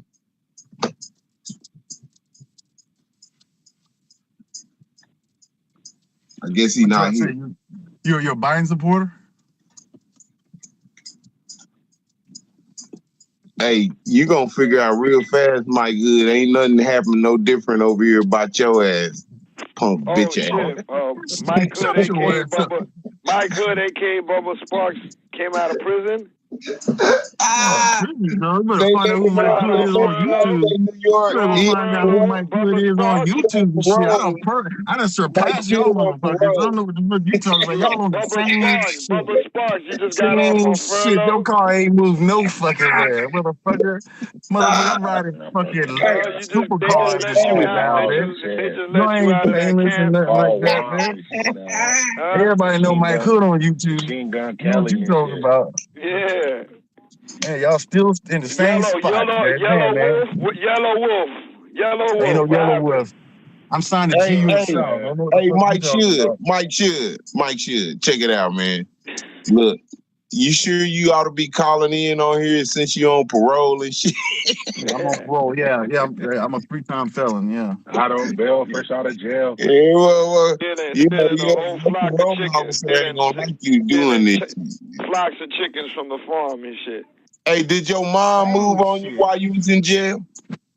Damn, same motherfucking shit. Baby mama, did you all go ahead and get your new baby mama yet? Did that nigga say, hey man, hey Mike, where you been, man? You been locked up? Yeah, I'm on other YouTube shows now and stuff. Which one you on? I've been on Brother Sanchez. I was on been on Taz. I was on. You showed your picture on there. You showed your Brother picture. Sanchez, I'm out of prison. Yeah, they know how I look. Yeah. Oh yeah, you a flat earther? They know how I look. Hey, Mike, you a flat earther? You a flat earther? No, I'm not a flat earther. No, hell no. Yeah, he is. He was on here talking that shit the last time. Hell no. Hey, so you support Donald Trump? You came in here talking. Man, fuck Donald Trump and fuck Biden. Fuck all of them. Oh, okay. I don't know why the fuck you started talking. I said Trump supporter, motherfucker. Why the fuck you start talking? You look like a Biden supporter. How the fuck you know what the fuck I look like? I know how you look like. You look like the night. That's what you look like. Well, I'm supposed to look like the night, nigga. I done seen your Facebook page. I done seen you with your little mask on and shit. Think you RBG? Man, I don't think shit. You still hello. Hey, Mike Hood, you still think you black, motherfucker? Hey, you wanna let my homies tell you that shit? Hey, check it out. You still think you black, and we got a couple of more crackers. I ain't black. I'm white, we got a couple of more crackers that come through here thinking they black too, and they'll actually say they black. I got street. Where your brother Greg at? Now listen. Now hold on, y'all, real quick. Let me say this to Mike Hood real quick. Man, look, I'm glad you showed up because we actually have a real fucking black Mike Hood that hangs around here. I'm sorry he's not talking now or not on the show. I would love for you to meet him because then you would know it's time for you to see your adios. We don't even need you anymore. We got our own version of you. In my street. We don't even need you around here anymore. We got our own fucking version of you. Mike Hood said he was a general. He said he's a you got your rank up. You got your rank up. Why you didn't go? You want my homie to tell you that? He a general cracker. That's what the fuck he your regular old general cracker. Do I need to interview them, huh? Do I need to interview them? And let them tell Greg, you. You got your rank up. I mean, you're a general. Yeah, I got my rank up. Yeah, like years. Yeah. You a Hebrew? You know Hebrew? Oh, okay. Oh, you know he. Yes, ma'am. Hello, everyone. Peace, sister. Peace. Welcome to the show. Come on in here. Guess who stopped by to visit? Who's visiting? Mike Hood. Hello, Mike Hood. Mike shouldn't. Yeah. Not Hood. Mike not Hood. Jerry, I have a message for you. Okay. Mike Suburbs. Suburbs? Okay. If you go to the judge's channel, you'll be able to see his commercial now. Oh, Judge Joe Brown? Yeah. Oh, okay. Let me check. Hi, Internet. Why was he saying that Tina was a pimp and all that kind of stuff? Oh, I didn't hear him say that. I have to talk to him. I didn't hear him say that. Yeah. I don't like Judge Joe Brown. Someone did tell me he was talking negative about Tina Turner, but he was talking very negative about her. Judge Joe Brown talked too much. You know what I'm saying? He lets people know. You went to school, but you was in the street fucking hoes and doing all kind of shit. I don't like it. Hey, come on, we can't have that. He's running. Say it ain't so. Say it ain't so. Man. Come on, he's running for the mayor. Yeah, he's running for mayor. Well, all right, look, so check this out. The first thing I put Judge Joe Brown in YouTube, and then the first thing that came up, Judge Joe Brown says Tina Turner was no angel. That's the first thing that popped up. Yeah, why though? What does it say? That's it. That's the headline, you know, and it shows him in a split screen. See, I haven't seen it. I have to look that up because he's coming back on my show, so I'm definitely gonna have to look that up. Is this it? Allegedly, he was saying that all that stuff about Ike Turner being abusive wasn't true. Yeah, so right. I don't know. Allegedly. I don't know. Ike Turner looked like he'll beat a bitch up. He just looked like it. Yeah. I don't like Judge O'Brien. I don't Take know. a chance on your future. You may have one opportunity for justice. So call a law firm that will fight for the maximum compensation to which you may be. That's not the commercial. Hold on. No. You should be able to see it right directly on his page. Because he had sent it to me a couple nights ago. And, he had texted it to me. But then when I went to the site, I seen it. Okay. JNYC, you still a flashlight cop? I never was, but okay. Mace on you? 33 days.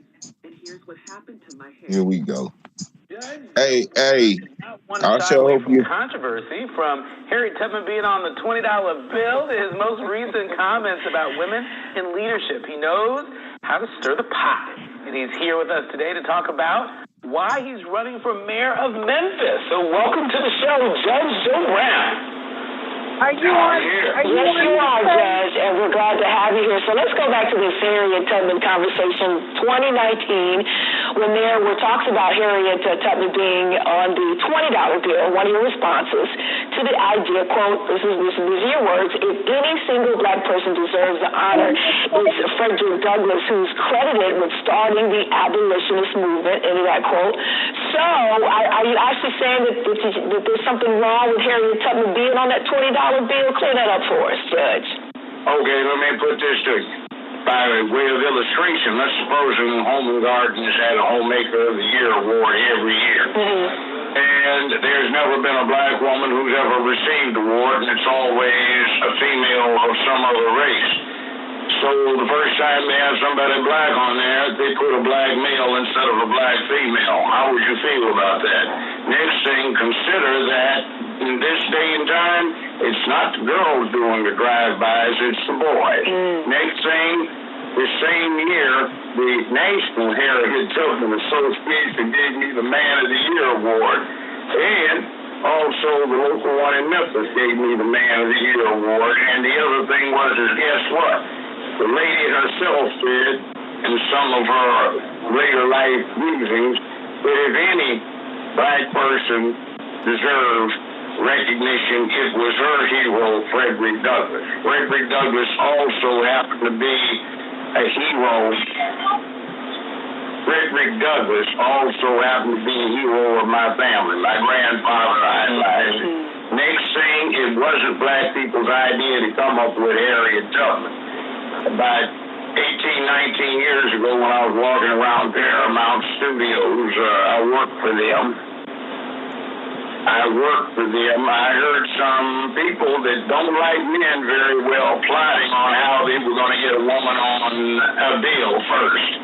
They talked about various white women, and then one of them I heard, and I had an idea, this was some weeks later, that they were going to get, let's pick a black woman, and further we can demoralize black men, which is something they need to have happen. Let's find somebody. They were doing a movie called Harriet. It was based on Harriet Tubman's life, but they were going to make it a white woman who was born in Boston and married a very racist Southern plantation owner, but she was supposed to be white. And they were talking about, forget the historical unrealism. It didn't make any difference because nobody would care. Well, just so it's not something that came up in a wholesome fashion. Gotcha. So Judge, speaking of history, you're running to make a little history yourself. You're running for mayor of Memphis, and we know that the city's been in the headlines for the murder of Tyree Nichols, among other things. What do you make of the chief of police and her handling of the situation? There you go. You got a little taste of some. I don't know what that was. I'm looking for. No, did you go to jjb.org? All right, jjb.org.